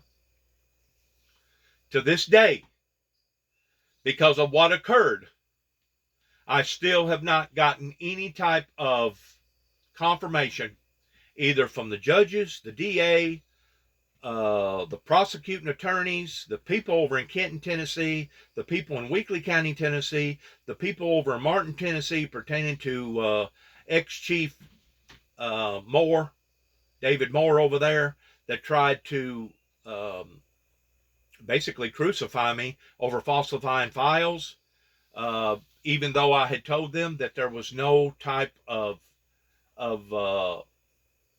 harm that I was either implementing or even contemplating pertaining to the statement that I made to a grocery store teller working in a convenience store, of telling him that there was so much controversy in my life, that there was such of an explosion of controversy in my life that I was probably going to wind up on the Channel 6 News. And that was in 2005. And then 4 years later, in 2009, I wound up on the news. I wound up on national news. In addition to what happened in 2007 up in, I think it's Benton County. It may not be Benton County, but up towards Paducah, Kentucky, towards being arrested and them shutting down the Kentucky Dam because I was trying to help them people by telling them that God had showed me that there was going to be electrical disturbances. They put it on WPSD that they had shut down the dam. They were smart enough that they didn't actually put my name out there, but they did identify that there was some sort of a problem or a threat to the Kentucky Dam in 2007. And you can go in their records, and because it's public domain, it's still supposed to be there pertaining to what that they advertised that afternoon towards shutting down the Kentucky Dam. Now, I have looked for it, and maybe I just don't know how to look for it, but I can't find it. But I know it's supposed to be there. Just like the records that they used against me while I was being captured in Hopkins. I was being held in Hopkinsville, Kentucky, but the charges was coming from Trigg County, Kentucky, of the newspaper agency called the Kentucky New Era, that basically put out a 6-column front page illustration of a man that had a mysterious dark past, talking about almost everything in the world other than the initial charges pertaining to it coming from the Kentucky LBL authorities. They put lies in there that I had threatened police officers, and I was threatening to decapitate state troopers' heads, and bringing up the fact of all that occurrence that happened to me up in Oklahoma, towards like putting it together like it was some sort of connection with what happened in Kentucky versus what I was doing out in Oklahoma to begin with. Lie after lie after lie. And to this day, no confirmation. And they're still thinking that this is over with. Ha! I get a good laugh out of that. This has not even begun yet, pertaining to the imbalances, not only of the weather, but also the imbalances of the people. There will be a remnant of people that will rise up out of all of this radical, unjustful, remorseful situations that these powerful people and these wicked people, the so-called churches and these politicians, has put the American people through. I don't know when that remnant will rise. I don't know where the seed will be planted in regards towards the remnant, but there will be a remnant of people that will rise out of all of this. It may take a nuclear war to do so. I don't know. It may take a meteor to hit America. I don't know. It may take a Yellowstone of explosion or a mighty earthquake here on the New Madrid Fault, or even out in California. I don't know what it's going to take. I don't know when it's going to take, but I promise you this, there will be a remnant of people that will rise out of all this. Just like there was a remnant of people that rose out of the crucifixion of Christ, that rose with Christ, because it was seen or foretold that on the day of the resurrection, whenever they rolled the stone back and there was no body, that there was seen various old prophets walking the streets of Jerusalem during that time. So yes, there will be a remnant that will rise. We may rise in a supernatural world pertaining to the supernatural powers at bay. It may not be in this life, but we will rise. There will be a remnant that will rise out of all this. The truth will be told. And it will be told again and again and again, and 1,000 times again, pertaining to the unjust deeds that Satan and that Satan's people has implemented upon God and upon God's chosen people. And if you don't believe me, hang around, coming near a neighborhood near you, just like the Walmart slogan, because the truth has always prevailed. The truth will always prevail, and the truth will continue to prevail. Now, we don't know exactly when that will happen, when that will merge, but I guarantee you this, all these people that are stonewalling the situation towards no longer having anything to do with it, towards not wanting to listen, towards not wanting to do the right thing, towards a good person can make a mistake, but it takes a better one to admit it. They can continue to keep ignoring their obligations and their responsibilities, just like the crowd of people that I'm sure that ignored or tried to ignore their accountabilities and their responsibilities during the time of the crucifixion of Jesus Christ. There was not but one person that I know of that come to his senses in identifying the fact of what that he had done was wrong, and tried to first make amends by taking the money back. And the Roman soldier said, "What is this to us? This is blood money now. We don't have no meaning for this. This money is corrupt." Judas throwed the money down onto the floor after being remorseful of that in which what he had done, because the whole primary purpose for him being rewarded for turning in this individual was so that he could get the 30 pieces of silver. Now he's taken the silver and thrown it into the floor as if it was nothing, because I'm sure 30 pieces of silver back then was probably adequate to about, I don't know, I'm just thinking to myself, 30 pieces of silver back then was probably adequate to about probably $3,000. I may be wrong. It may be more like $30,000. I don't know. Because I'm sure back then, if you had a piece of silver, you could buy a lot of stuff with it, including farms, including slaves. You could buy a lot of assets with a piece of silver back then. So he had 30 of them, indicating that at that point in time, money did not exceed that in which what he knowed of what that he had done was wrong. In other words, now his consciousness was overriding the wealth of the monetary silver. He took the silver, throwed it back to the money changers, and walked away and got the closest rope and the closest, I don't know if it was a tree, I don't know if it was a branch, I don't know if it was some sort of a man-made built structure. It don't really say in the Bible what he tied the rope off to, but the fact of the matter is, his hanging was an open demonstration of being remorseful of the things that he had just been a part of. Now, everybody that I listen to pertaining to ministers and preachers that supposedly knows the Bible real well, they want to continue to keep battering Judas. They want to continue to keep whipping up on Judas. They want to continue to keep being judgmental against Judas because they felt like that Judas deserved in a quick death because of the damage that he had done to the heavenly kingdom.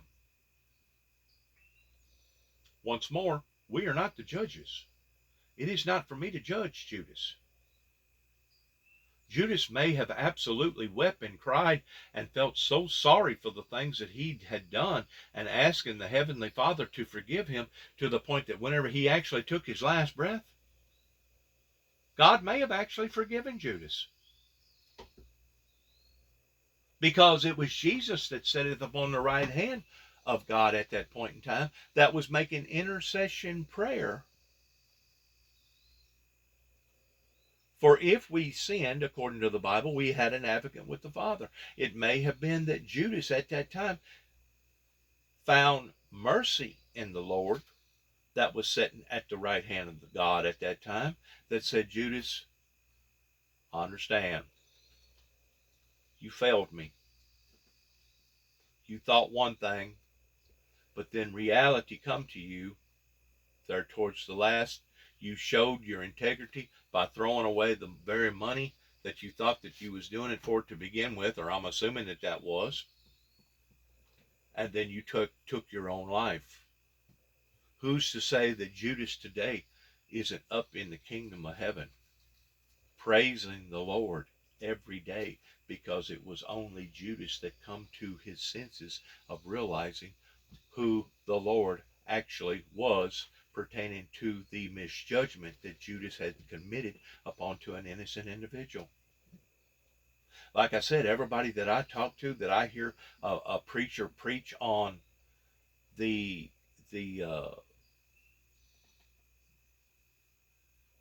rebelliousness of Judas towards it being a treacherous act against the Lord himself. Everybody that I hear preach on Judas actually wants to put Judas into a noose again. They actually feel like that the death that become of him wasn't worthy of the charge that he should have been charged for towards rebelling against the Son of God.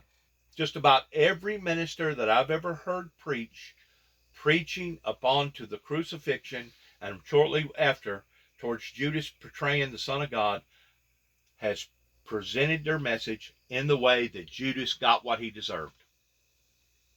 A matter of fact, most of them go a little further by saying He actually should have been punished in more of a severe way, other than having to give up the silver and hang himself. He didn't have to give up the silver, and he didn't have to hang himself. He could have been just like the rest of the crowd that convinced themselves that what that they had done that day was a fair, just, right thing, and then have to worry with the guilt and the suffering of the shame the rest of their lives. Because you see, that's the part that doesn't get told about the crucifixion, towards what actually occurred to those people that took a part in away with him, towards what actually happened to their lives.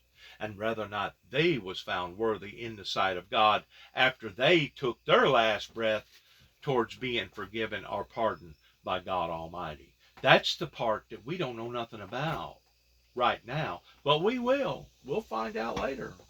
Towards what happened to all them people. We're going to find out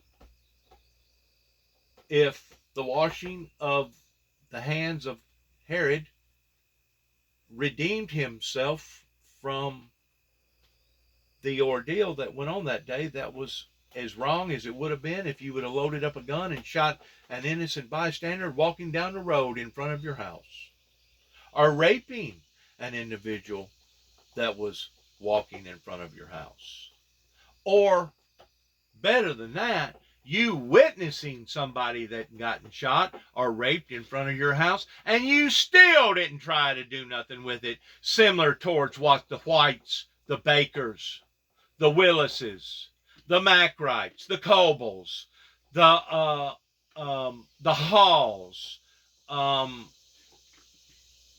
the Harrisons. I can go down a long list, including the Neals and the Crosses and yes, even the Sandersons and etc. over in Kenton, Tennessee. A long list of those that, as far as I'm concerned, there has still not been a recompense.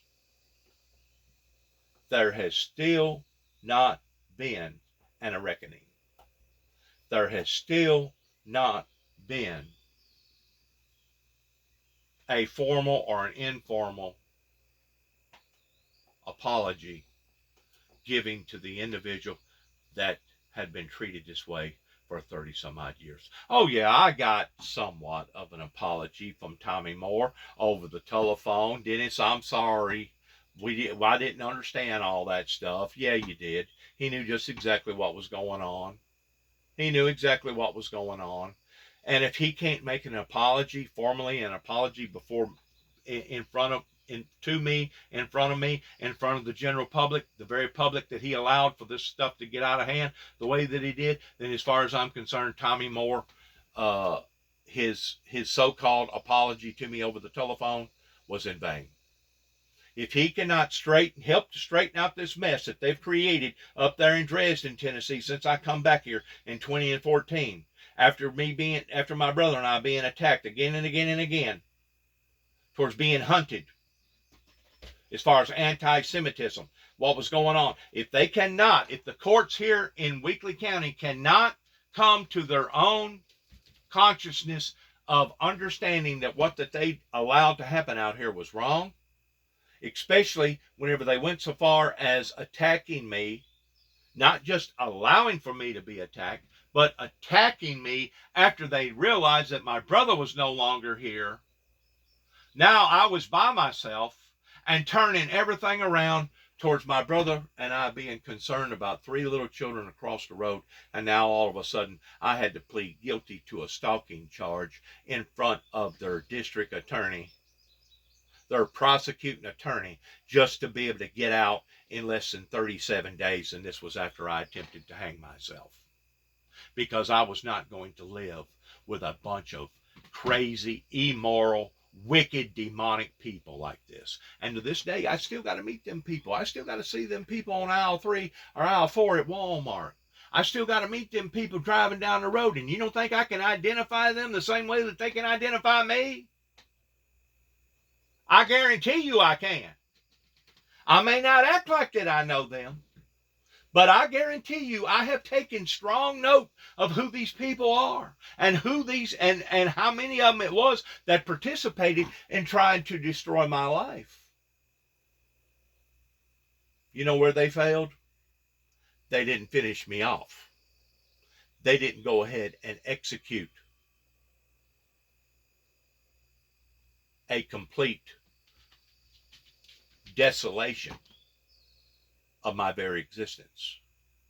And because of it today, I can make video after video after video and after video. And even though I may be dead and gone before these videos ever get out to the world and actually take on the full meaning of what I intended for them to take, I realize that just because I'm dead and gone doesn't mean that the problem has died and is gone. Whenever Martin Luther King got assassinated, all his work that he had done before he got assassinated had now merged, and suddenly, all of a sudden, Martin Luther King's messages become as much or more powerful after his death than he ever thought about during his life. And basically the same thing happened with the Lord Jesus Christ. His ministry become much, much more effective. It may have taken 200 or 300 years before it did, but Jesus' message has now been spread abroad all over the world. It's the only movement to this day that is still functioning and is still transactioning people's lives from a bad state to a good state. It is the only message today that gives mankind hope of a better tomorrow in the supernatural world beyond this world. And that movement is still growing and intensifying even as I'm speaking today.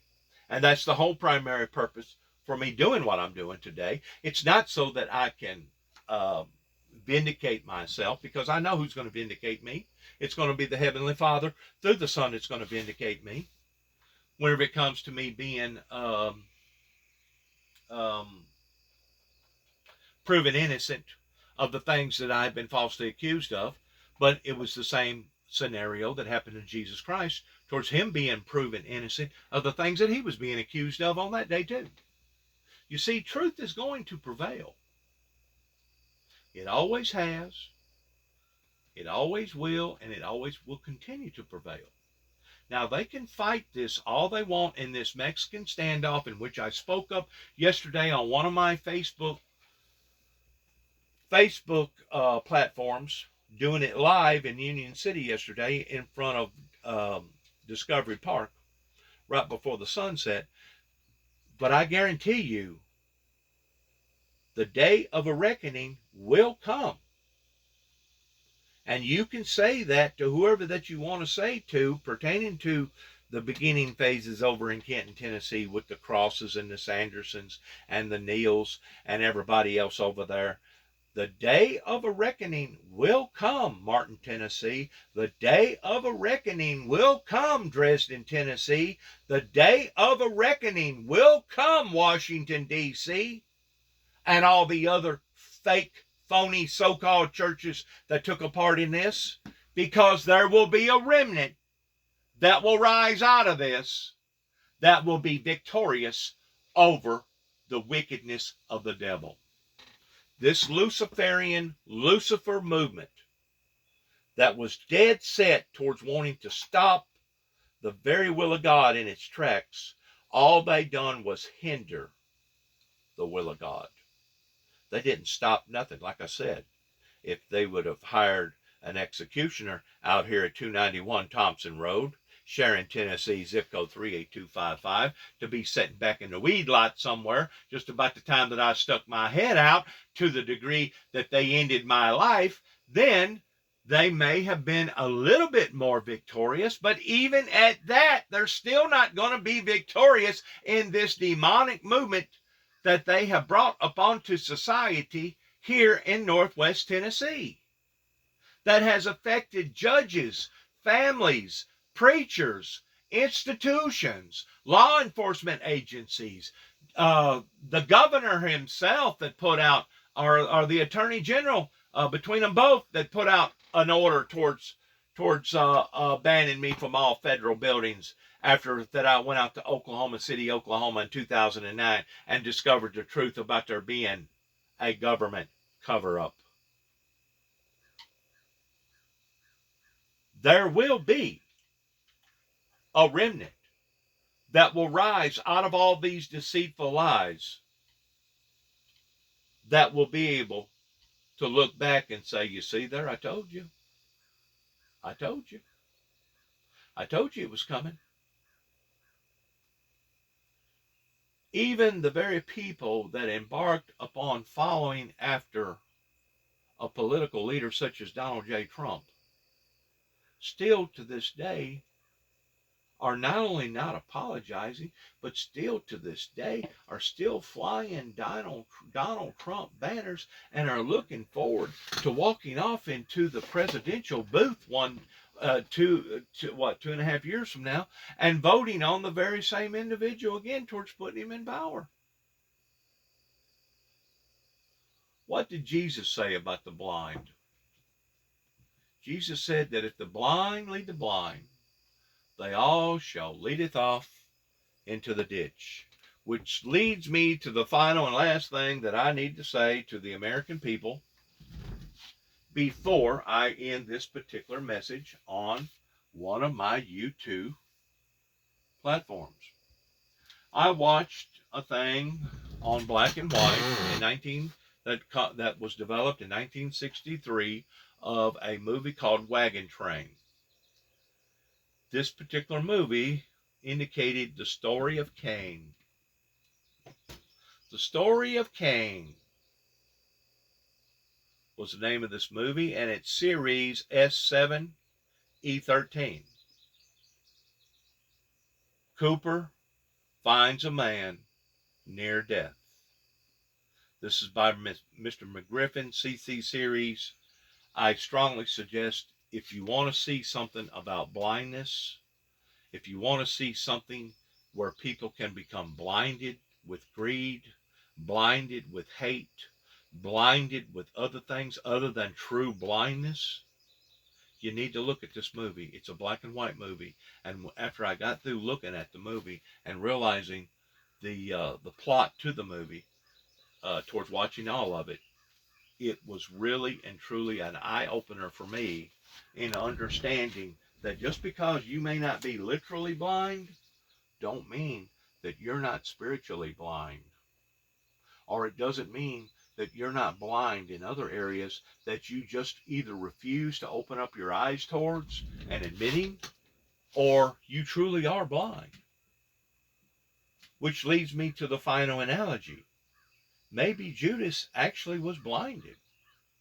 Maybe the satanic Luciferian Lucifer actually blinded his concepts of Jesus to the point that he himself actually believed in the very lie that had been told, that Jesus Christ was a fraud and that he was a deceiver and that he had already been accused of either being mad or being of the devil. Whenever Jesus come back and said, well, how can something about the prince of the devils cast out devils? Because that's not going to happen. In other words, Lucifer ordinarily isn't going to rise up against his own kingdom because he's got followers too. That was the whole intent, the reason why Jesus said what he said.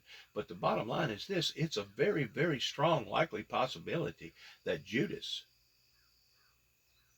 had a sincere moral intent. And I've said this before, you can be sincere, but at the same time be sincerely wrong. In other words, Satan had blinded him in believing that he was nothing more than a fraud, which basically put him in the category, according to Judas's thinking and Judas's concept, of Christ being a blasphemer, because Christ was claiming to be God's only begotten Son, the only begotten. It wasn't until after the crucifixion and after the resurrection, whenever the full reality in regards towards what that Judas had done, come to himself. And he realized that I had made one of the greatest errors in my entire life. And it was then, whenever Judas became remorseful, and it was then that Judas took the money and throwed it back to the very people that had given him the money and said, I don't want this money. I have made a mistake. It was then that out of a commitment of remorse, Judas went and hung himself. That was basically demonstrating to the world and to God that I am so sorry that I have made one of the greatest errors that any one person could have ever made. Just like the thief on the cross, pertaining to a bedside confession.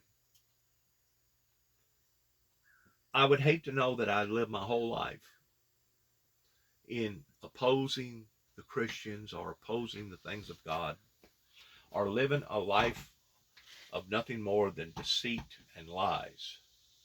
And then there towards the last, right before taking my last breath, I finally come to my reality and realized that I had and was and had been blaming the wrong person, pertaining to blaming God. Because it is God, pertaining to his divine love and his divine mercy, that granted Jesus doing what Jesus done. It was only through the sincerity of the Heavenly Father that allowed for Jesus to come and do what Jesus done. So as far as it coming full circle, no, it has not come full circle yet, because if it had, I truly believe that I'd been receiving letters, emails, people would have been stopping, knocking on my door, asking me, Juby, what can we do to help to enhance the Windmill Ministries missions? What can we do to prove to you that we are remorseful for the things that has occurred in the past, and that we should have listened to you and supported you going all the way back to 1989, whenever you first stood out into the eyes of the general public? Have I seen that? Have I seen that? No. Have I experienced that, either through emails or digital contacts? No. Have I received any telephone calls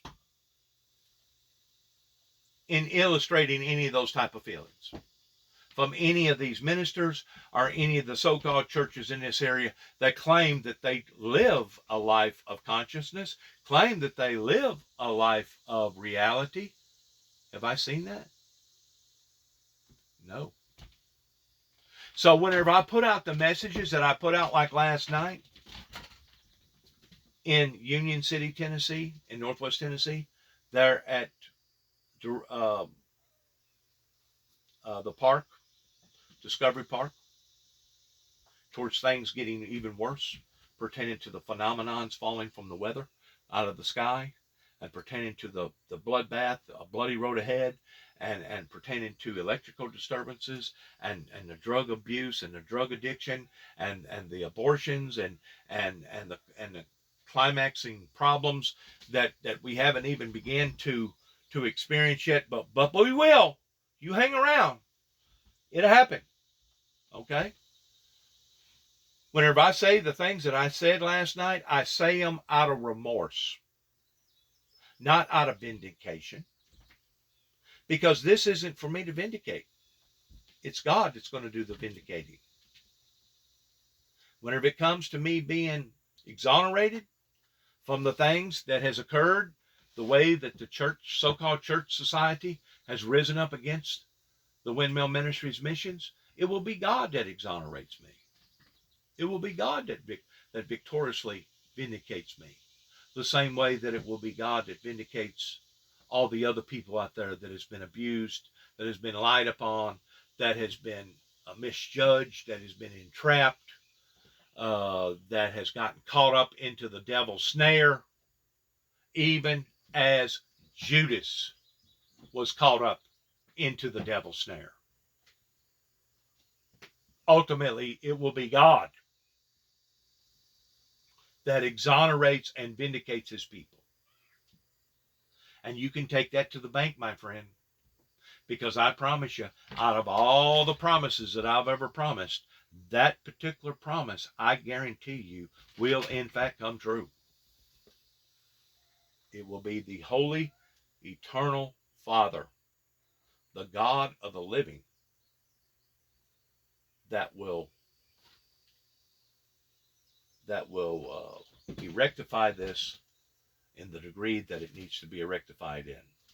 Thanks again for listening. Good luck to each and every one of us. I'm sorry that I had so much to say in regards towards these possible illegal search and illegal procedures coming from the FBI that has went in and violated a prior president of the United States, which is basically unethical. I've never heard of anything like this occurring. I don't know what's going to become of what that they have done. I don't know if they knew something of an inside job of somebody turning Donald Trump in. If I was going to say anything, that was probably the more likely thing that occurred towards somebody in there that was trying to save their own hides, that realized that Donald J. Trump had a great deal of documents that belonged to the American people that was considered to be classified, that needed to be in nobody's hands pertaining to it outside the White House. If I was a guessing person, I would guess that. But we know for a fact that Donald Trump is a two-time president that had been impeached. We know for a fact that it was Donald Trump that went against the problems that was initiated over in Ukraine. This was way before Putin ever decided to attack the democracy of the Ukrainians. We know for a fact it was Donald Trump that violated all ethnic rules by taking all the paperwork. I don't know how many boxes it was from the White House, knowing good and well that he wasn't supposed to have done that. But then again, you got to look at the Clintons whenever they decided to go in and start taking furniture out of the White House, towards thinking that it belonged to them too as well. So you got the pot calling the kettle black. You got one ethnic group blaming the other ethnic group towards how corrupt that group is. And I tend to wonder if it's all a big joke. But the joke isn't a joke, because the joke is destroying people's lives left and right. Just like it destroyed my brother's life at the age of 51. David may not have been the most healthiest person in the world, but he was standing on the floor for 10 hours a night, working 60 hours a day at McLean Power in Trenton, Tennessee. Ordinarily, people just don't croak whenever they go to bed and go to sleep at night and never wake up to see the sunshine again.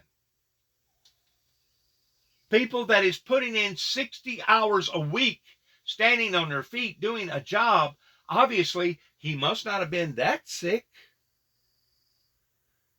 Because if he was that sick, he wouldn't have been able to have stood on his feet for 60 hours every week and do that repetitiously again and again and again, I think for about a year and a half or 2 years straight. I forgot how long he worked for him, but he was working for him for a good bit. David had come around. David realized that how sorry that this community had become, the way that it treated us going all the way back to our childhood. David was opposed to me even flying an American flag on this particular piece of property. David wanted me to fly a Confederate flag on this property, of giving the Confederacy as much glory or priority over the actual American flag.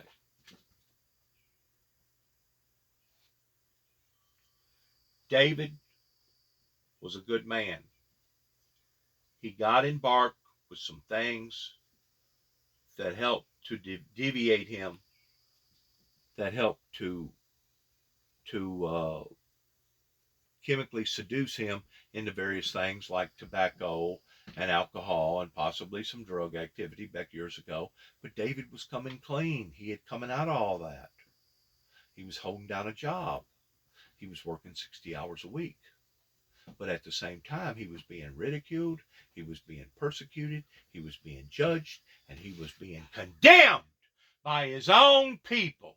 Right here, the very people that claimed that they cared about him, even though they took him down on his own property and tried to end his life with his own gun by the next door neighbors. The very people that turned everything around, that tried to make it look like that David and I was stalking the very people across the road that had 3 innocent little children. I think the oldest one at the time was probably about 8. And the courts turned it around to the degree, instead of me being rewarded for being concerned about 3 little children across the road, I actually got persecuted for it. I got punished for it. Not only did I have to go to jail, but then had to admit to a crime before ever being able to get out of jail. Now, how much crummier is that, in addition to me grieving over the loss of one of my last siblings?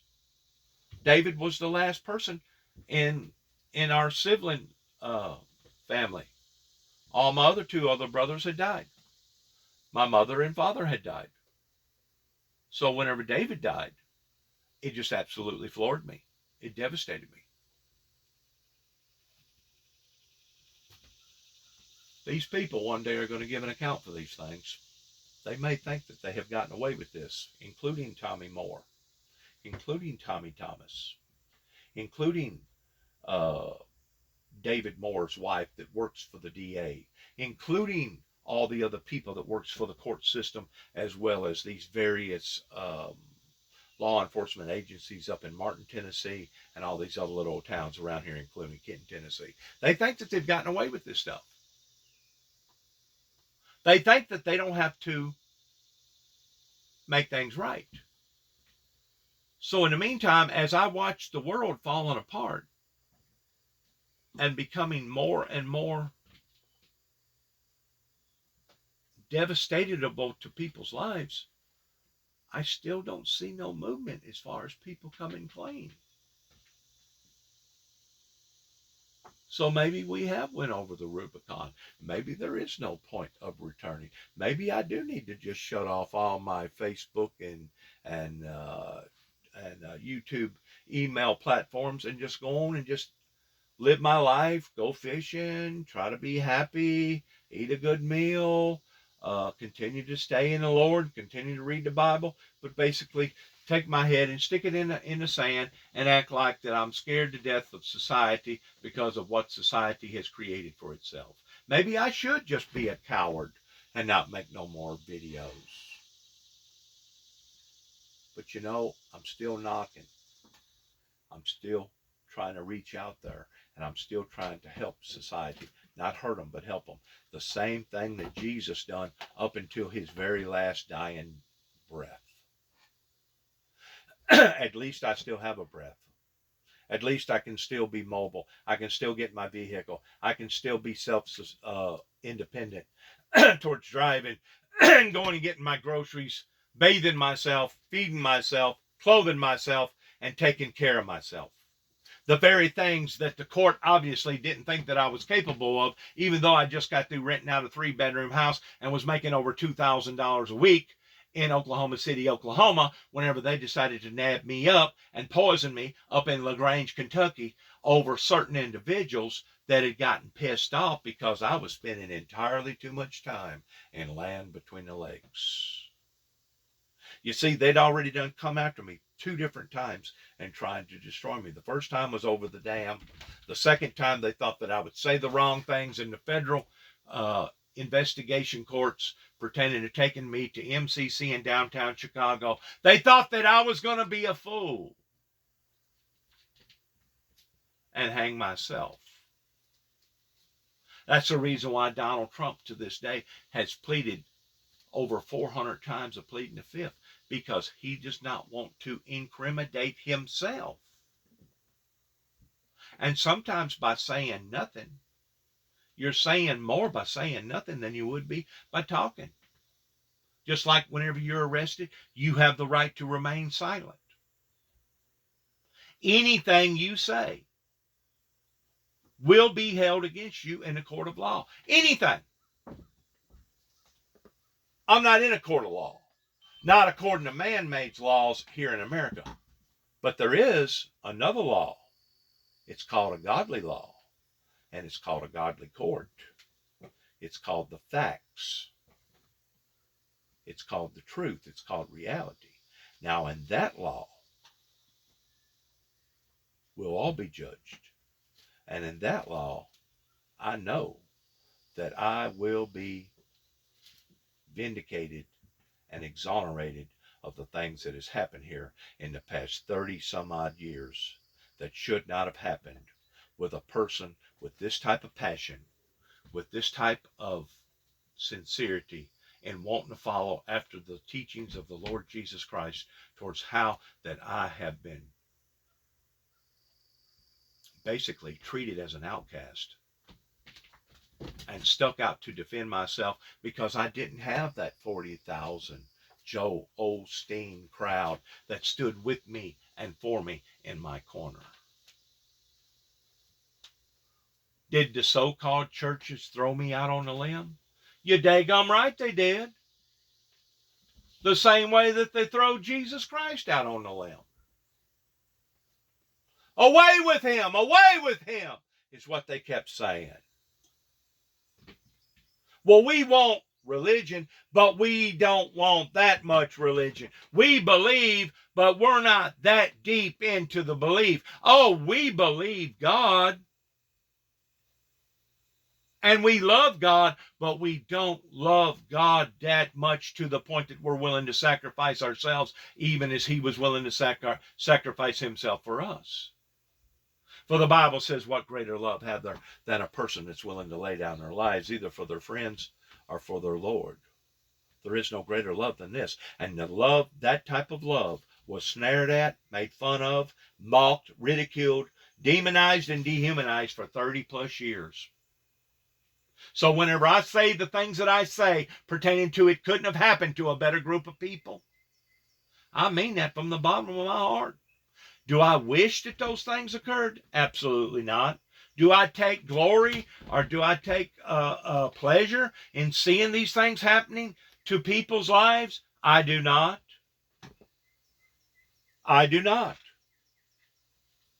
And I don't believe that any Christian should take that type of stance in pertaining to watching their enemies fall, because the Bible speaks against it. Yes, it does say in the Bible that in the last days Jesus Christ himself will come back and he will sever the wicked from among the just. But it doesn't say that we're supposed to be happy about it. And it doesn't say that we're supposed to gleam in glory in our own appeal about it. We're actually supposed to be just the opposite. We're supposed to pity these people. I'm supposed to pity the people over in Kenton, Tennessee. I'm supposed to pity David Moore, the ex-chief in Martin, Tennessee, and his wife, and all these other people that's been associated with this movement, beginning with Tommy Moore and Tommy Thomas and their courts. I'm supposed to pity the people up in Land Between the Lakes and over in Oklahoma City, Oklahoma, whenever I figured out that there was a government cover-up. I'm supposed to pity them. And I do. I do. I pity them. Because I know what they have done. And I know that they know what that they have done. And rather than them coming clean, they're still doing it. They're still being rebellious. We're still in this standoff. So let whatever comes, come. But the fault will fall upon the feet of those that originally started this movement and of those that now have injected into this movement towards them not being cooperative in a genuine, authentic, sincere, godly way. Good luck to each and every one of us as we end our story again and again and again by saying to everybody, as this show is fixing to end, or whatever. Everyone that's around you, you just don't know. You don't know what they're saying because When people are put under oath, most people know it's a pretty serious thing, and you don't want to lie under oath, so it becomes a whole different ballgame. The search of a former president's home also puts the Department of Justice under intense scrutiny. Despite calls to break protocol and release information about the investigation, the department so far has remained silent. Two senior DOJ officials, one former, say that multiple people within the department think Attorney General Merrick Garland should make a public statement about the warrant. On the other hand, former U.S. Attorney Joyce Vance argues that publicly discussing a case where no charges have been filed will only give credence to those who say the search was politically motivated. Joining us now, NBC News and MSNBC legal analyst Andrew Weissman, who's also a former general counsel for the FBI and served as lead prosecutor in the Mueller special counsel's office. Also with us, congressional correspondent for the New York Times, Annie Carney. Good to have you both with us this morning. We appreciate your joining us. So Andrew, I'd love to get your insight on what's happening with the DOJ right now. You obviously, like so many people, frustrated at the information that you gathered during the Mueller investigation, but that was not acted upon. Do you think the DOJ is moving in the right direction? And I'll ask you the question we've been asking everybody, do they have a responsibility to be transparent and talk about why they raided Donald Trump, according to Donald Trump raided, why they went in and conducted a search, a legal search, the time they did? I think it's a tough question. The issue of whether and how much Merrick Garland should be saying, there's no question he has the legal authority to do that, but there generally are good and sufficient reasons why you don't speak, and Joyce makes very strong points. On the other hand, I do think that it is important for the department to serve the educational function, and there probably is a limited amount that Merrick Garland could say, even though it does lead down a slippery slope. But one thing I do think Donald Trump has been very effective at doing is having the conversation focus on, shouldn't the Justice Department explain itself, when the real issue here is not focusing on the Justice Department explaining itself, but really having Donald Trump, the former president of the United States, explain why did he have these documents and what was he planning to do with them? I mean, that's the main issue. And is it too much to ask that the former president of the United States should explain why he has classified documents at Mar-a-Lago when they have no business being there? What was he doing taking them, and why didn't he return them? And what were his plans for them? I mean, that's the main issue. And the former president of the United States should have to answer those questions. And I really think that's a stronger question to be asking. And I think Donald Trump's just masterful at trying to change the focus of the conversation. Yeah, Annie, what's so surprising is that this was the first search that we saw of Trump world. There's so many investigations that are going on right now. You can look at the New York civil investigation where he pled the fifth as many times. But the one that a lot of us are looking at is the Georgia inquiry, and you've written about this. He's facing so many different inquiries right now.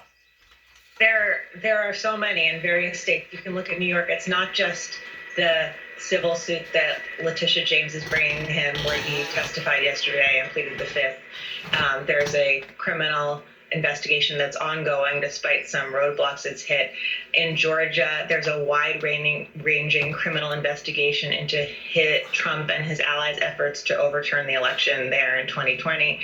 And then you look at what's happening in Washington. The January 6th hearings, in 8 hearings, they've laid out a compelling narrative about his role in trying to overturn the election.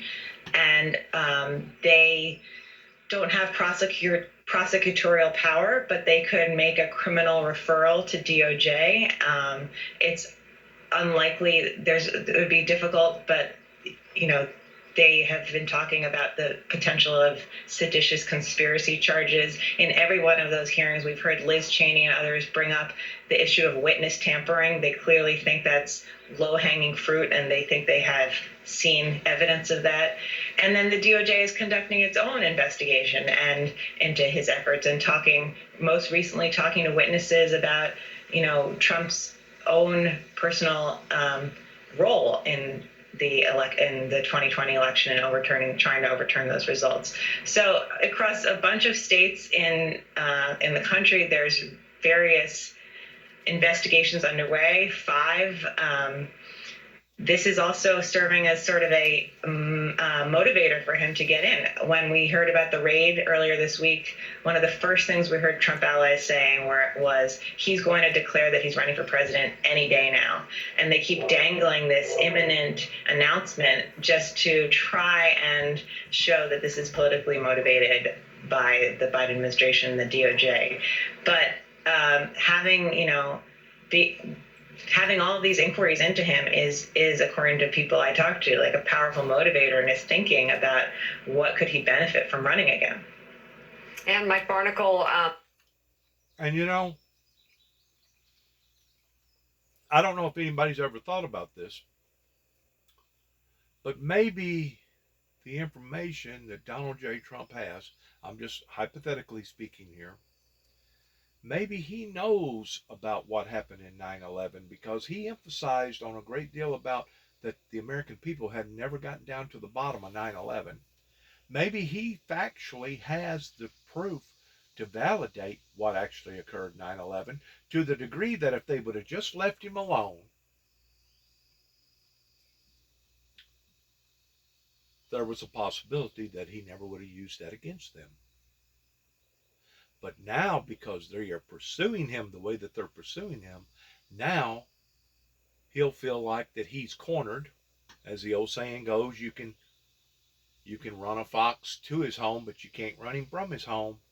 In other words, if they corner this man too badly and he gets to spilling the beans, there's liable to be a whole lot of information that the American people, not just the district attorney or the prosecuting attorney investigating him, but there may be a whole lot of information that Donald Trump may have become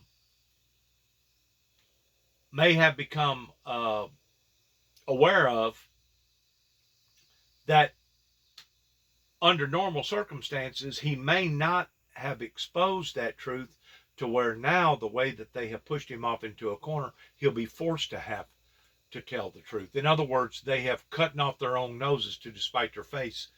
Could be. I ain't saying that it is, but it could be towards pushing this to the very envelope, to the very edge. In other words, the very things that they was trying to prevent from happening may actually happen now because of what that they have done here. Because I guarantee you, whenever you go to threatening somebody and their family and the things that they stand for and their occupation and people's professions,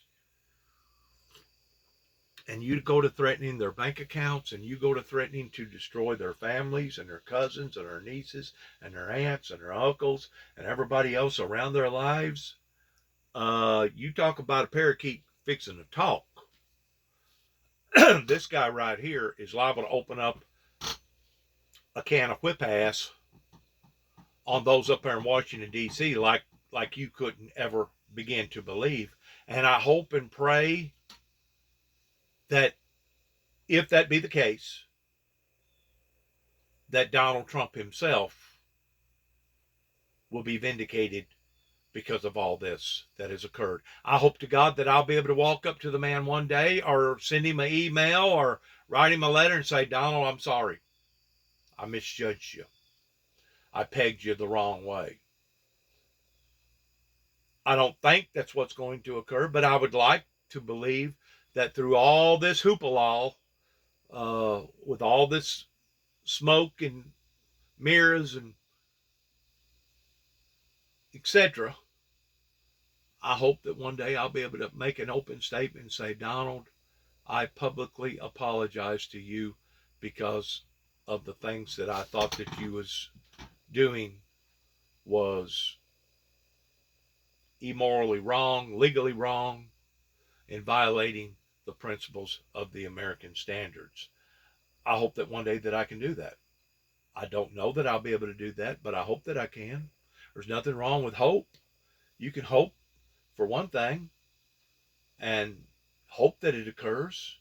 I hope that he's exonerated from all this because, I mean, he does know the truth, and there must have been some sort of a principle or a purpose that the reason why he done what he done. We have yet to find out that motive. We have yet to find out the circumstances in behind what he has done towards the significance that it means to not only the American people, but the world. Shalom. In ending our program, God bless America. God bless our troops. God bless our American endeavors. And may heaven help us all. In Jesus Christ's name, we pray that this whirlwind, that this storm, that this bizarre darkness will either go away or that it will surface the way that it's intended to surface for the betterment of we the people. Thanks again.